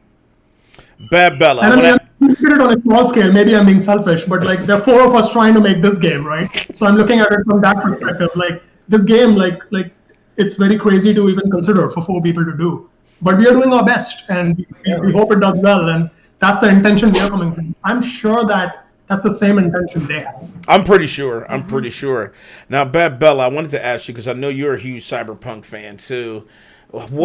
How do you feel about CD Projekt Red getting like all of this shit thrown at them? Because the hackers claim that they're trying to like do the world's justice because of how it came out on consoles. And I know you've been rocking it on PC. Haven't really had that kind of like negative like connotation with Cyberpunk, because it's so different on PC. How do you feel about CD Projekt Red getting hit like this? Honestly, I feel like the whole you know, what they did was not okay. Okay, releasing the game when it was unfinished. Honestly, as a console player, because I did start off as a console player, I played every single Sony console. I've been playing console all the way back until like Super Nintendo. So I think they should have held on to it a little bit longer until it was a bit more finished and released it. So with that being said, though, to steal their files when all these people worked so hard and spent so many hours and put their sweat and tears into it, and to just take it and sell it like it belongs to you, that's not right. That is it's so not garbage. Right. And there's no parts of that's right at all. That's not the way to do it. It's not. It's just like do it with There's your wallet. better ways. It's like if you don't want it on console, right? Like if you feel real strong about it, and I'm with you. They should have never released it on because I think like Hemanshu said, it's bigger than them. So I feel like they should have just kept it on the platforms that were able to support it. They should have released it on PC first, and then had it come out for consoles like February, March sometime for like PS5 and Xbox Series X. Do not do it on PS4 and Xbox One, because this game was truly a leap in like AI technology and all these things. And you know, when you're dealing with that hardware, it just cannot handle it. It just really can't. And I think that the hype was so real, and everybody was just like, holy shit, I want to get my hands on it. Investors was like, it's 50 million people already reserved it. This shit better come out, and they did it. You know, and you can fault them for not taking a harder stance on pushing the game back, because I felt like they should have. They should have just stuck to their guns and said, you know what, we can't push this shit out on PlayStation 4 and Xbox One right now. We can only push it out on PC, and we can patch it up on PC, and then eventually PS5 and Xbox Series X. But that's kind of where they're at right now. But I feel like even all of that, right, stealing their stuff, and then literally posting the sale of all of this hard work is like, it's just not warranted. I don't feel like that they were super determined to fuck the console gamers over. This was not an attempt. This is something that they didn't plan. You know, these are things that come out. You notice things happen, and you're like, oh shit. It's a train wreck, and you have to try to clean it up, you know? But this ain't the way to do it. Stealing their information, hacking them up, ransoming them, this is absolutely not the way to do it. Do it with your wallet. Just don't buy the game. There you go. They already sold it on the black market. I just posted it. Yeah, I got it pulled up right here. They got it sold right here. I'm going to pull this up again for chat. It's so unfortunate. But yeah, see, it officially sold. Yeah. They sold it for $7 million. $7 million. So can you imagine that, Hemanshu, that somebody sells your work, right? Say somebody hacks your shit, gets Hindsight, right? Gets all of the fucking textures and everything that you worked on, and then they just make $7 million off your shit, man. Like, could you imagine? They sold Sorry, what? Oh no, go ahead. Yeah, my concern is that like this also sets a bad precedence, right? Like now, no studio will do what CD Projekt Red is doing, because why would you ever take such a risk? You're gonna get so much hate. You're gonna get death threats. You're gonna get like people steal your assets, sell them. So and they got rewarded for it, right? They got the $7 million. So if you've seen what's going on with the PS5 scalpers, right? The reason they're doing it is they're getting the rewards. So if we set a precedence like this and there's no consequence to what these people are doing, then you know games like Cyberpunk won't even be attempted. And is that the industry we want? Is that the space we want? Like to me, I agree with you completely that it should have not been on Xbox One and PS4 because it was not ready for it. I completely agree, but they've become too big. They have those pressures, right? Like to get that to happen. Like I'm not sure if they wanted it to come out that. Like we don't know their intent. We don't know the behind the scenes. But all that is like not even seen. Like what is seen is that they're the villains and we are the underdogs and we're going to attack them and we're going to win. Yep. That's the culture that's become the norm now. And I mean, it's disturbing. I'm really glad that you're speaking about it because we need more voices to say, like to call this out as something we don't. You have to. We need more. You have to. I definitely believe it's investors. I think the investors have a lot to do with this too, Yeah. because a lot of times those folks will say, "Hey, look, CD Projekt Red, I know you guys want to keep it on PC and PS5 and Xbox Series X, but because we invested this so and so money, we want more back. So go ahead and push it to PS4 and Xbox, the old Xbox." And I know that's got to be because CD Projekt Red. The reason why I love the company because they're much like how I view your company now, the triple I company. It's that kind of personal touch, because CD Projekt Red. When I played all the Witchers, even their cartridge, the CDs came with like maps and all this stuff. And then you open the game and they say, "Oh, by the way, here's another free thing. And by the way, we love you." And you're like, "Damn, this game, they love me." and for CD Projekt Red to go down this avenue, this is why I hated that they hacked them because they're not the evil. They're not the ones who were being evil here. I honestly think it was the investors, the people who put the money behind the game, and like you said, they got bigger, and they probably needed more money, and they needed more, incubation time and baking time, and so they said, "Oh, we need some investors." And you know how greedy ass investors go. They come in and say, "Oh, yep, we love your game, but can you add a microtransaction?" I know you heard about that one. Or they say, "Oh, well, we love for them to do that, but you know what? Don't include that ending. We'll sell it as a DLC later." And you're like, "Damn, I wanted to give them 20 endings." But you can't because the developer, the people who invest in it, they want money back plus some. And that's kind of, you get freaking stuck because of corporate garbage. Listen, man, it's the greedgasm. That's all it is, and everybody wants to reach it, and it's like, and it does not pay off for the consumer. That's the problem, but that's why I like CD Projekt Red so much because that was their philosophy. Was they said that anytime they released something that cost, it was going to be quality. I mean, if you look at Witcher 3, right? They didn't have microtransactions. They literally had free content, and then they had DLC expansions, which I don't mind DLC expansions if they're meaty. You know what I'm saying? Like if I'm paying $24.99 to add onto this game, I want at least 30 more hours or 25 more hours of That Witcher expansion was literally another game. Yeah, because Blood and Wine was like 55 hours long. The other one with the Gwent was like 48 hours long. Like it was just like, and it was just like, holy shit. I probably put like 90 hours in The Witcher. And then I put another like 40 hours in that going Blood and Wine. I mean, it was like, the value to cost was so big that you can't really pass that up. And I don't mind that type of buying because, damn, I'm getting a second game. But, when the investors get involved, they start saying, well, if you want Geralt to have braids, you got to pay for that. If you want Geralt to have armor to turn brown, you got to pay for that. And doing that, the developers have to say, all right, now we got to develop for a buy. And now they got to take precious resources from them, making it look good and getting character design to adding a place where people can purchase something in a store and adding little, taking time away for somebody just developing 100 swords with 20 different colors when they could have just been putting that in the loop instead of making you purchase it. And I don't know, CD Projekt Red, they still get my love. I just hope they get over this storm, man. 'Cause this is terrible. Same. I feel so bad for him, man. Yep. Same. And the dudes need to be caught.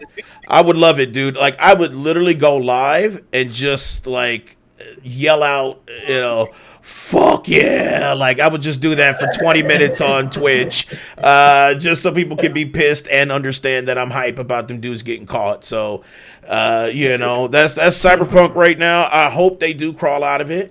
But, it's looking ugly right now. And it's kind of devastating. All right, now there was something else that was weird. I don't know if you guys noticed this, but Epic Games, they have something called the Meta Human Creator. Now, Hemanshu, I don't know if you've seen it, but it is kind of weird, and maybe just maybe, I know you guys use Unity, but you might come up with another game using this. Maybe you can have a dude that's like, he's like dating, but he's like also Devil May Cry. So you have to do dating and Devil May Cry shit. And do like, have it like meta. Dude, I'm giving you ideas. You can have them. You ain't got to sue me or nothing. I'm just telling you, you can have them. But let me pull this up for you guys. Definitely looks awesome. Like I read about it a little, and I'm like, oh my god, I can do this in minutes as opposed to like it's like it was crazy because it takes a really long time to come up with even one of them. And like we made some internal tools for our own characters. Like we like I built some tools for us to have like, because we have a very diverse world in Hindsight 2020, so we have like all kinds of like skin colors and all kinds of genders, and everything is like. And the clothes are different too in the town. So for us to do that, like we needed to have like, I've called it like the diversity tool to like actually create that for us based on the assets we make. Like so we make the individual assets and then the characters created for us.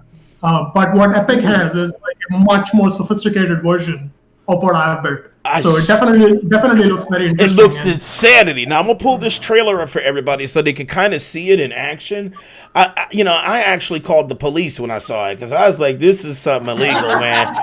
This is illegal as shit, man. This should not be a thing." So I'm gonna pull this up for people so they can peep it and let me know what you guys think. I am a meta. So I haven't seen the next generation. So this is all done. This is not motion cap.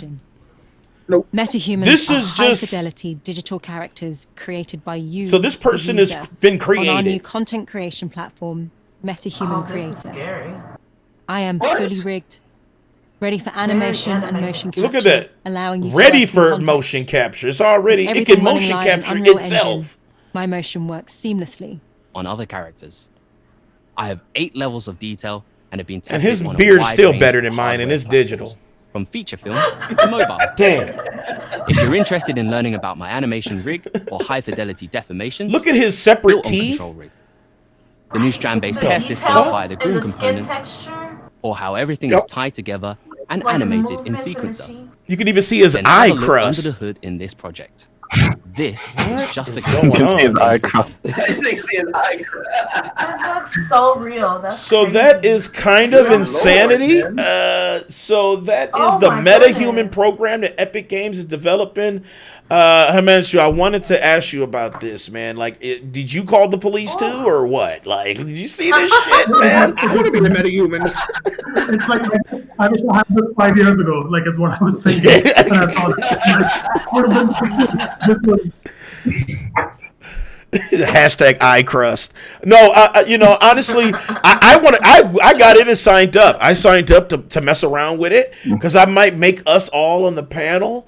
To kind of like, because I think there's a little cost into it. I was gonna That's make scary. us on the panel, make us looking That's fucked up. scary. But I was gonna do it. I was gonna make like me and my bro, Cool Cat Terry, and Bad Bella, and all everybody, Big Mike. I was gonna make us because you don't need motion cap.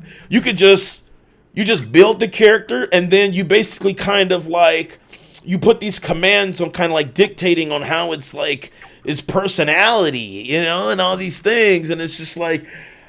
Wow, like I almost feel like I could do a AAA fucking super dating sim right now. Like I should do that. I should really do it. Make it like super adult. You know what I'm saying? Like definitely don't make it for the kids.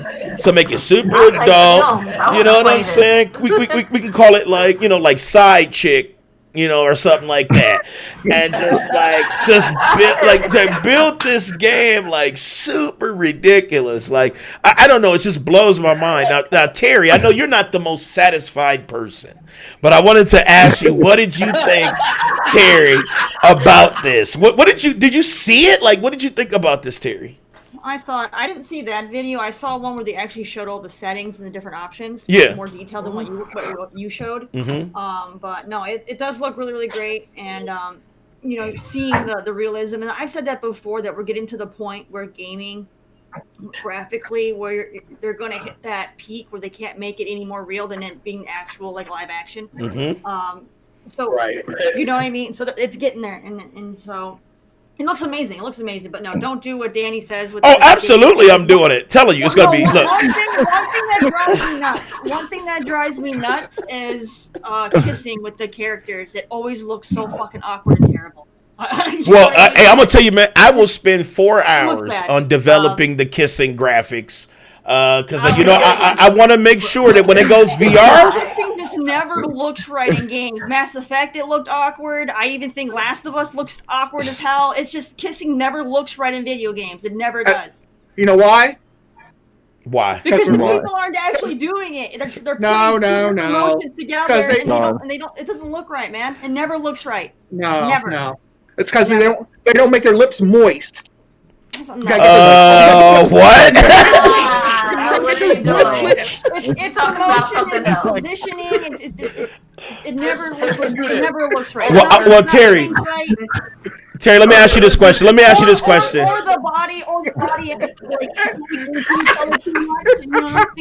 like half their face is missing, and it never looks. Well, Terry, let me ask you this question. Let me ask you this question. Let's do this first. Let's apologize to our guests about Mike. Nope, I'm not. Hold on, David. Hold on, David. Hemanshu's married. He know what moist lips is. Anyway, Terry, I wanted to ask you. So if I made the VR dating game called Side Chick, right? And it brings in $1 million to the platform. You still supporting it or no? I'm just saying, we could get super salaries in this bitch. You supporting it or no? I support it. I still wouldn't play it. How good it is. So Hemanshu, I can get you for the wish list. I'm putting it up on Steam, man. I got you on that wish list. You wish list the Side Chick? He had to look for his wife. He looked at her and said, "No. Hell yeah, I'll list it." Look at that.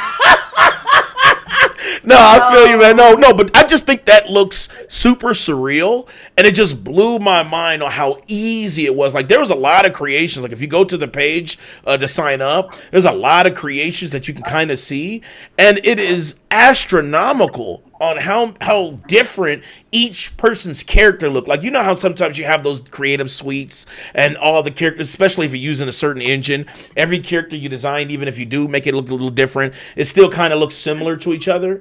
This one is like, it's so much detail that you can tell the cultural differences, and that is amazing to me. Like, subtle cultural differences from somebody like an African American dude that's dark skinned to an African American lady who's like a light skinned, like, you know what I'm saying? Like, it's so different on how you can make your character. It's just astounding. So I would love to see this shit show up in games. I can't wait for it to come because hashtag PC. You know who really could benefit from it? Who? 2K, because their character creation is always so terrible. So 2K. I like 2K. Look, I think 2K looks good. You go and you play like their NBA or whatever, and they scan your face to put you in the game, and it never looks like you. You know what I mean? That's true. That and actually fixing it. She's right. That would be scary than a bitch, though. You're right. If it scanned me, you're right. If I could use the scanning software and tie it into the MetaHuman project, that would be awesome. God, I would need that. It would put 2K on a different level when it comes to their sports games, because right now it's like, no. Well, plus 2K is what Hemanshu hates. Is what Hemanshu hates is basically microtransactions. It's a basketball game that's built around gambling. So that's 2K. Yeah, 2K is like literally there's commercials you can't skip. Like, you'll be playing the game and all of a sudden an ad will pop up for like juicy fruit and you cannot skip it. So that's weird. I don't never want to see that in any other game. Yeah, I agree. And my worry is that if it becomes normalized, like if all games start doing it, I know. Could you imagine, man? Yeah. Like just playing the game, you're beating the boss, right? And all of a sudden it just pauses, and you get a fucking ad for fucking Pepsi. I would literally just uninstall. I would give up. It would be an uninstall for me because I'm like, I'm getting ready to beat the boss, and now you want to push Pepsi. I'm good. So yeah, I'm with you on that. All right. Now here's a BioWare. This is kind of one of our few last topics here. Here's a BioWare thing. Anthem.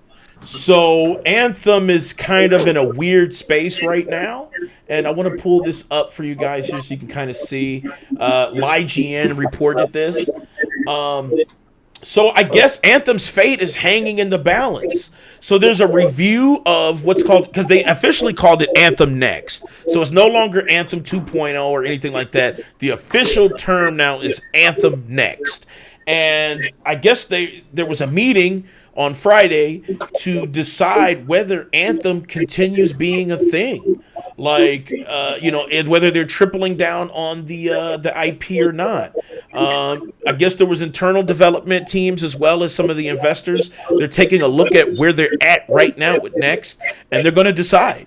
And I haven't heard anything yet, but Hemanshu, I wanted to ask you, man, Anthem, BioWare, the turmoil, the shit that's been going on with this game.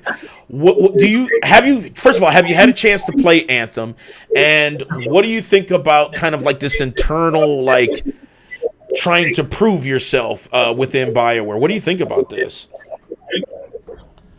Yeah, so I mean, once again, my opinion is a little biased because I know people who worked on Anthem, and I know how hard they worked, and I know like how much effort went into making that game look the way it does. Because it's like the one thing it did get a lot of critical acclaim. David, mute up a little bit. I'm sorry, David, mute up a little bit because it seems like your audio's coming through, I think.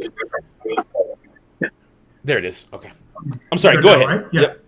Yeah. So like I think that I know a bunch of artists who work in that game, and like it is a beautiful game, right? Like that is one part of it that the critics agreed. I'm a huge fan of it. This is a gorgeous game.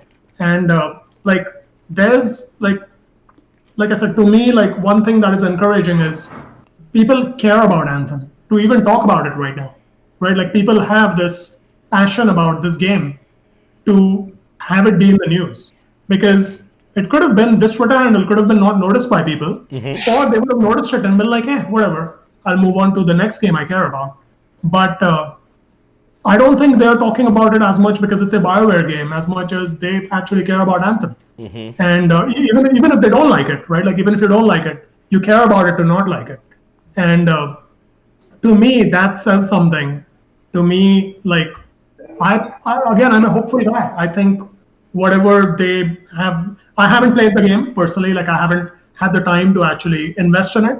But I can say this, that I think they definitely can be like the game everybody talks about. They've got that going for them. Looking at it, that's what I feel. You know what? I'm going to be honest with you, man. Me, Terry, Dave, we're huge fans of Anthem. We loved it when the game first came out. I love the flying and the shooting and the graphics. All that shit's amazing.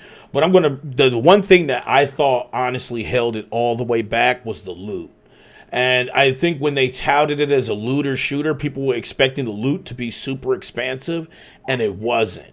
And I think that was in part too, because that was some investor stuff too. That was like the game really just needed that portion, and it was pushed out. And I think some devs did come out and say that it was kind of pushed out, but I don't know. This is kind of scary, because I do have a lot of time invested in the game, and it is an online, it's a game, live game. You pay for it, you go online, you have to play online, and it's like, I hope it doesn't die. I don't want Anthem to die. I really don't. They hired a new loot person that was supposed to come in and exponentially change the way loot is handled, which is great. That sounds so good to me, because I didn't have a problem with the game outside of the loot. Like, everything else was amazing. The flying, the shooting, the graphics, all that shit was dope. It's just, man, that loot, finding one gun, and just that's that same gun, but like 5,000 different attributes, but it doesn't really change.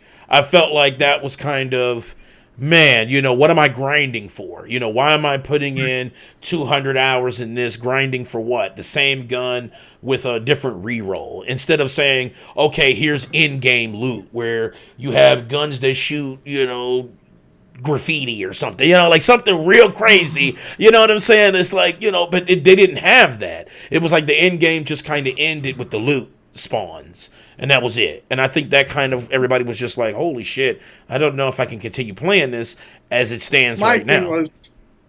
my thing was, you can go get like one of those gray or white guns, just normal, and still do the same amount of damage. I know that was another thing too. That's why I said the loot was. I was like, something was up. That's to me, like you said, that the loot. To me, I was like, what's the point? Why am I sitting here grinding when I can just use, a gray/white gun and do the same amount of damage and kill this boss? I'm like, this needs to be fixed. Well, that was a huge problem. The story was also and I actually like the story. I like the story. See, that was the thing. Like Anthem, just as far being able to grind in that type of game is important. And if there's no reason to do it, it's like it just becomes a shooter that you can beat in like 10 hours and then you're done. You know what I'm saying? Like it doesn't have that lasting effect. There's nothing to grind for outside of just trying to find maybe like these little things to kind of change your armor or something. But like there was that whole meta wasn't there. And that's why a lot of people were kind of like, what the hell is going on? I'm playing this and I'm not getting the rewards that I think I would get as far as an in-game player. But this is troubling. My favorite thing. My favorite thing was the flying. I love the flying. It was like Iron Man fantasy. Like it was totally like it fulfilled all of that. Like I needed a cigarette every time I flew. Like literally, it was that good. You know what I'm saying? I love Anthem. It's just that there was just that thing right there was. Anthem. I'm looking at my year in review because I wanted to make sure it was still there. Anthem is still my top game that I played online for my PlayStation 4. I put in, I think, Terry, you said you had how many hours? I think I got 336 hours in Anthem. I am. Terry got like 1,500. Yeah, she got like 1,500. But I mean, me and Terry and Danny have played the hell out of this game. And I don't want it to die. I'll even settle for a part 2, an Anthem 2, and just release the second one. But I don't want Anthem to die because there's no other game on the market. None. Some have tried to kind of mimic that flying and leaping from wherever you're at. But Anthem, that Iron Man power fantasy, there is not even Marvel's Avengers game where you play Iron Man. That's true. Anthem's suits feel more like Iron Man than Marvel Avengers Iron Man in the game. So, I hope that investors see that. I hope the investors see the people that still love it. Now, yes, it may not be, AAA 20 million people on this piece, but even me, I still get notifications from people saying, did you hear about Anthem? What's going on with Anthem? I mean, people still kind of care about it. So I hope they don't end it. If they can't complete number 1, then just move to number 2 and just try to correct what you did wrong in number 1 and move on. But I hope they don't end it, man. Now, Hemanshu, I wanted to ask you, have you ever been in one of these meetings at BioWare? Like, have you ever, like when you were there, did they like say, sit down in a chair and you had dudes in cloaks stare at you while you present something or no? No. I wasn't that higher up there. Oh, okay. I was a senior gameplay programmer there, so I worked on like the world building and like the encounters, the combat. Mm-hmm. So I was more of the guy who made things happen. Oh, okay. All right, there it is. So you had a safe space. You were in a safe space. All right, that's why I enjoyed my time there, because I was like working on things I like in games. So that's sweet. All right. So yeah, that's Anthem's fate, guys. Listen, if you find any more information, make sure you tag us on Twitter at the platform Real. I'm interested to find out what happened with Anthem because they went on yesterday, but it's been like mum's the word ever since. There's like dead fucking silence. So I don't know what happened. I don't know if what they showed was amazing and blew everybody's mind, and they were like, "Holy shit, we need to get this back out," or if they were like, this is dead, so it's just scary to me because I really do like Anthem and it's such potential and it shouldn't be wasted. All right. I don't think they made a decision because that the moment they would have said yay or nay, all of the gaming news outlets would have been writing about it. That's true. That's true. But they met Friday. They met Friday, so just know that they met Friday. So it's just yesterday was the day of infamy. So I don't know. All right. So now it's just a quick note. Kingdom Hearts' entire catalog is coming out on PC which is great. But I've played every Kingdom Hearts except the one that came out on PlayStation 4. I didn't have a PlayStation 4 when it came out. I'm still playing on #PC. Even the But mobile ones? All the mobile I ones? played all the mobile ones. I've played all the mobile. I've played the Game Boy games. I mean, I've literally played everyone except Kingdom Hearts 3. I have not played that yet. I bought that day one. No, see, you bought it day one. See, I didn't have a console. I didn't have a PlayStation 4, so I couldn't mess with it. You can't just say it's on just PlayStation 4. It's on Xbox as well. I didn't have an Xbox. I had a PC. I got a PC. Oh. You know, so I know that's a you problem. Well, fuck you. Anyway, so yeah, I didn't get a chance to play Kingdom Hearts 3. So, thumbstick overdrive #PCMR. You already know, but but now if you guys want to check it out, it is coming out very, very soon on Epic Store. It's an Epic Store exclusive. So make sure you guys, if you want to get it, you're getting screwed though. I only want to play one game. Because all of the versions that were released on PlayStation and everybody else were like $60. Epic on PC did a price hike for all of the games more than what they were released for on console. That's true, they did. But luckily, I only need the game that came out at $59.99 on the consoles, and it's $59.99 on PC. So I'm not getting screwed by paying for just one game, which is Kingdom Hearts 3. That's the one I want to play. I heard it was super easy, but I couldn't. That was one that I played for a short time, and I turned it off and never looked back. I hated it so much. But you can't because Terry, you're a dark soul. You know what I'm saying? Like, I love Kingdom Hearts. I played them all, and I was excited. I was excited for 3, and then I was just like, "What is this?" I was bored. It wasn't interesting. It was just. They ruined it for me, and then like one of the main factors that made Kingdom Hearts is the interaction between Disney and like your Final Fantasy characters, and then they took all that out, so they basically chopped half of the game out of the game. That's kind of weird. Well, I don't know, because I'm definitely getting it. So I am picking it up for sure. So yeah, make sure you guys check that out. Stay tuned for that. We have one more thing we're covering today, and that is Black Myth. Now, Hemanshu, I don't know if you ever heard of Black Myth.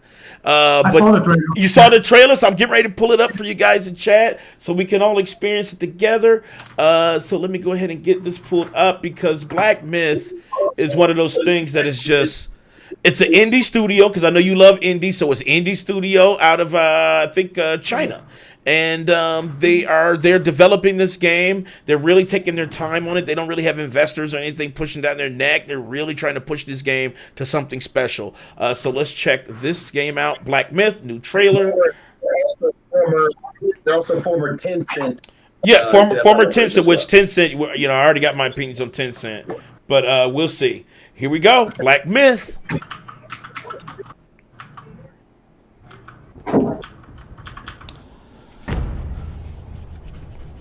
God, this game looks so good. Like, it really does. Like, this is like... I'm such a fan of this kind of architecture. Me too. I love the textures on this. And I know, Hemanshu, you like action games. This is action game. This is awesome. This is what happens when you let indie people do what they want, man. See, this is what happens when it's not corporate sponsored. That's true. That's true. Because look at this game. This is not something you would normally see. This type of a game. This is like somebody loved this game. This is not like shadows. You see the shadows? Oh. He has transformations too. Gorgeous. God, that thing is big. I just want to just punch it. What the fuck was that? Really good texture. Look at that.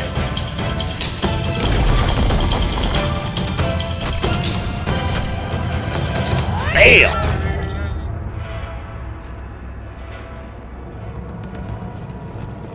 See his little arm jiggle as he was hitting it? That's great. I love it. Yeah, the particle effects look great. Thumbstick for sure.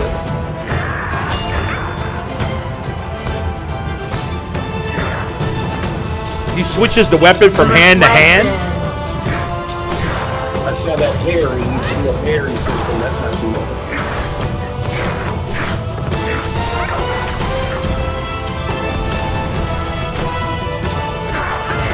This looks so good. Bam. It does.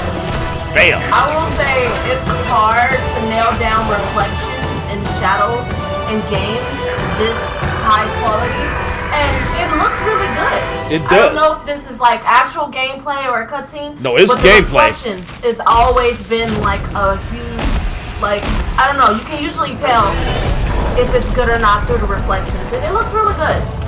This is the boss that's about to take your shit. That's the one that where you think you got the game mastered, and then he shows you how you got to go practice more. That's the boss right there. Absolutely. That's the heavy. That's the heavy. So Black Myth, no release date right now.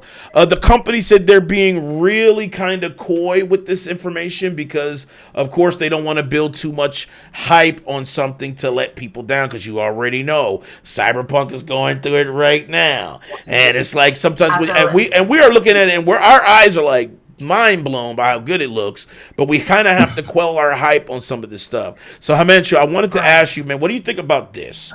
Black Myth.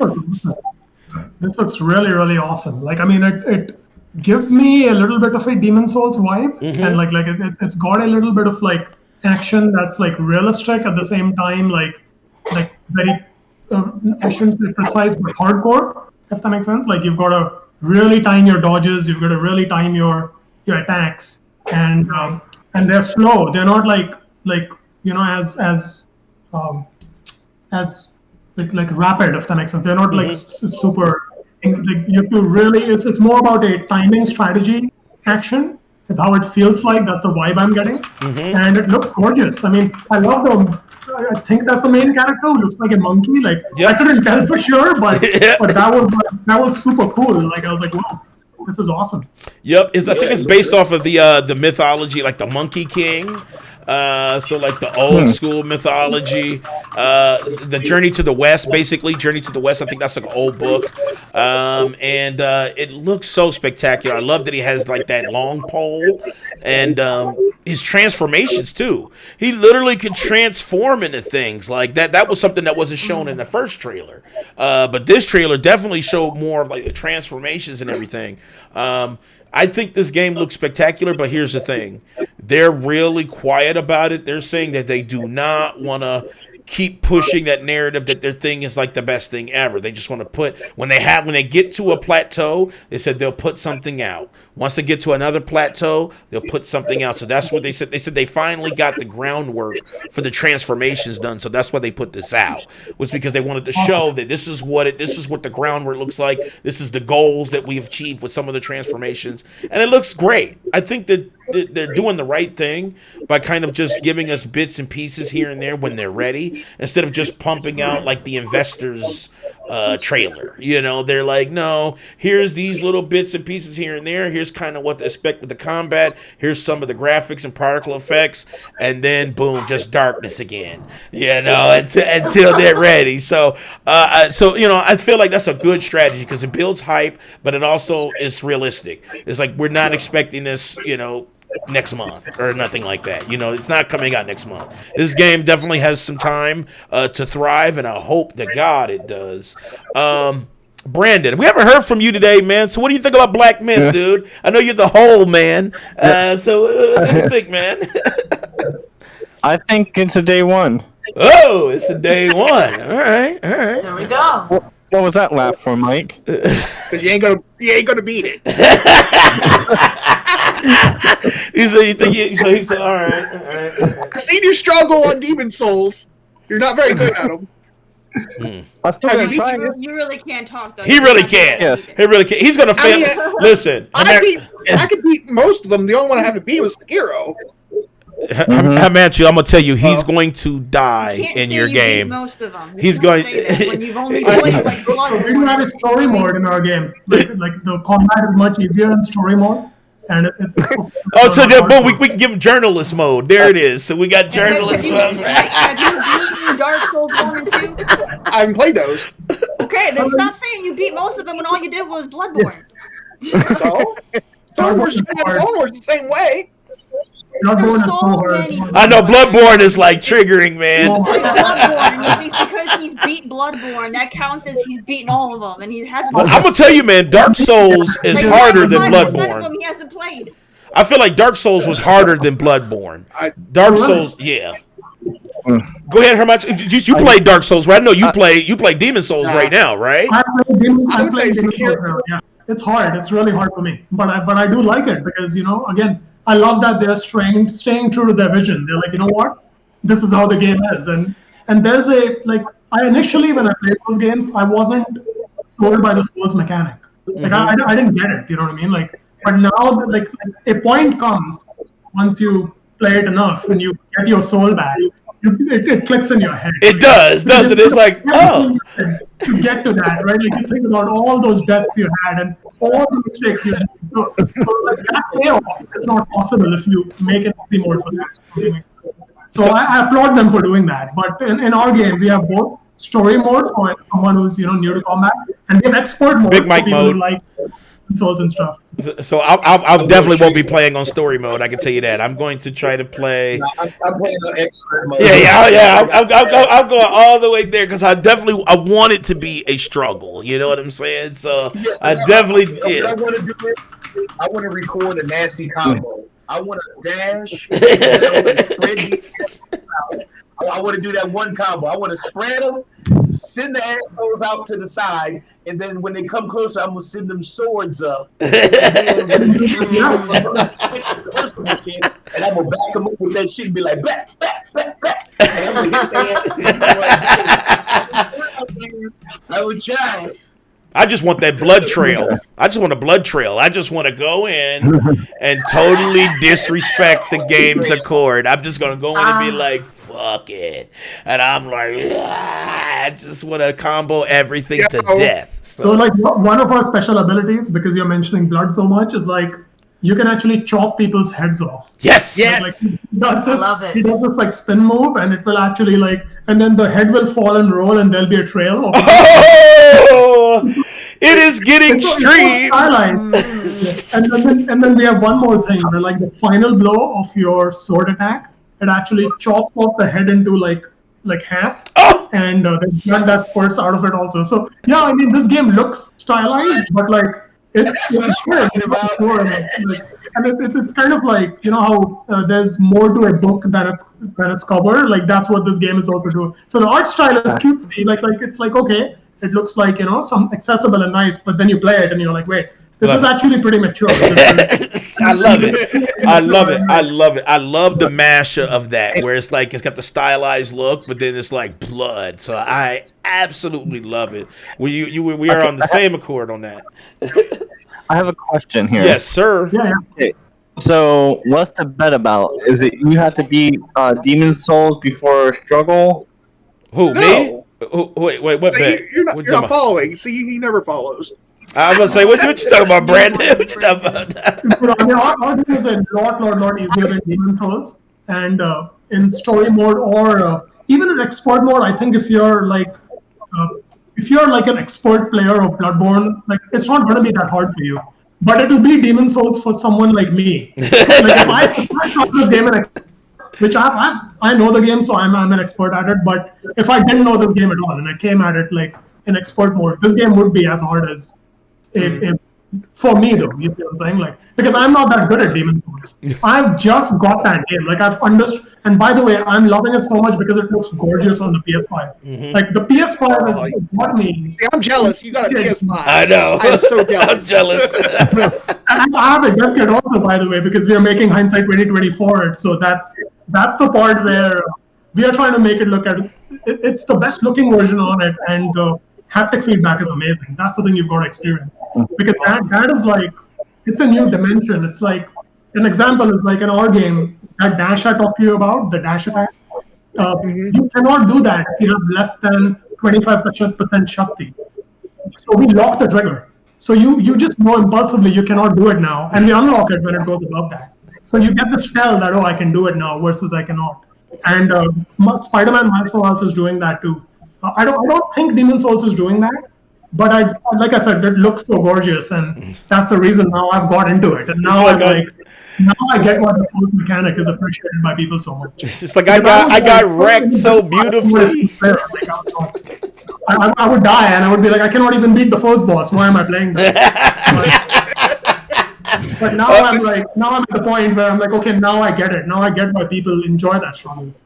Look, all you got to do is hack it, man. All you got to do is put them hacks on God mode, and you can just, you know what I'm saying? Just walk through it, man. On the PS5, I cannot do any of that, right? Like on the PS5, like the best what I've read is someone can be the royalty class, where you get the ring from the beginning, and you can like shoot the magic attack. But I didn't find that fun. I tried that. I was like, you know what? I'm gonna go back to the knight, and I'm gonna. I like to be up close and personal. I'm with you on that. Up close and personal is the best for sure. All right. Let's see. I think that is it for today. Yes, it is. That is the last topic, which was Black Myth. But like I said, once again, man, Hemanshu, thank you for coming through. Go ahead. Let's give us like all of your outro, where everybody can find you, where they can find the game. All of that good stuff. Sure thing, yeah. So we're going to be out in Q2 of this year. So Wishlist us on Steam at bit.ly/Hindsight Steam. You could go to our website at hindsight2020thegame.com. At Twitter, we are at III Games. On Facebook, we are Hindsight2020thegame. And on Instagram also, we are Hindsight2020thegame. I should also bring up, we have a brand new Discord channel right now. And I'm giving you the...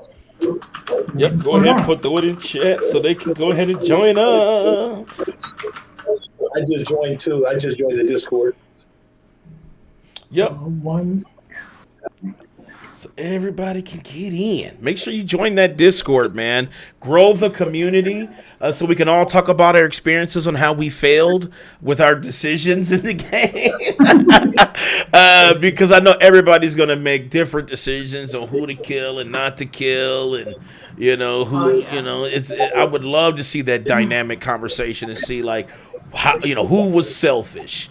You know what I'm saying? Who was, you know, a little more savior? Like discord.com/invite/hindsight2020thegame. Yep. So there's a link. Our social media manager, Katie has been putting it out. So. Yep. You can check Shout out to Katie. She's been hooking it up. She's been making sure you guys got all the information as well. So definitely check out Hindsight 2020. You will not be disappointed on what you see. It looks good. It definitely has like that high octane action, bloody shit that you need in your life. So make sure you check it out. The company is great. You know, they have a great philosophy right now, so it's good to support that type of thing. So make sure you guys go out and support. Shouts out to chat. I see Thumbstick. I see a la carte. I mean, there's so many people in here. Shit, Wraith, Little Geek. I see you struggle. So Salty, Slow Mo, Care Bear Gaming. Like, it's just so many people. Just shouts out to chat. I love you guys in chat. So shouts out to chat. Once again, shouts out to III Games for coming through. Once again, add it, wishlist on Steam for Hindsight 2020.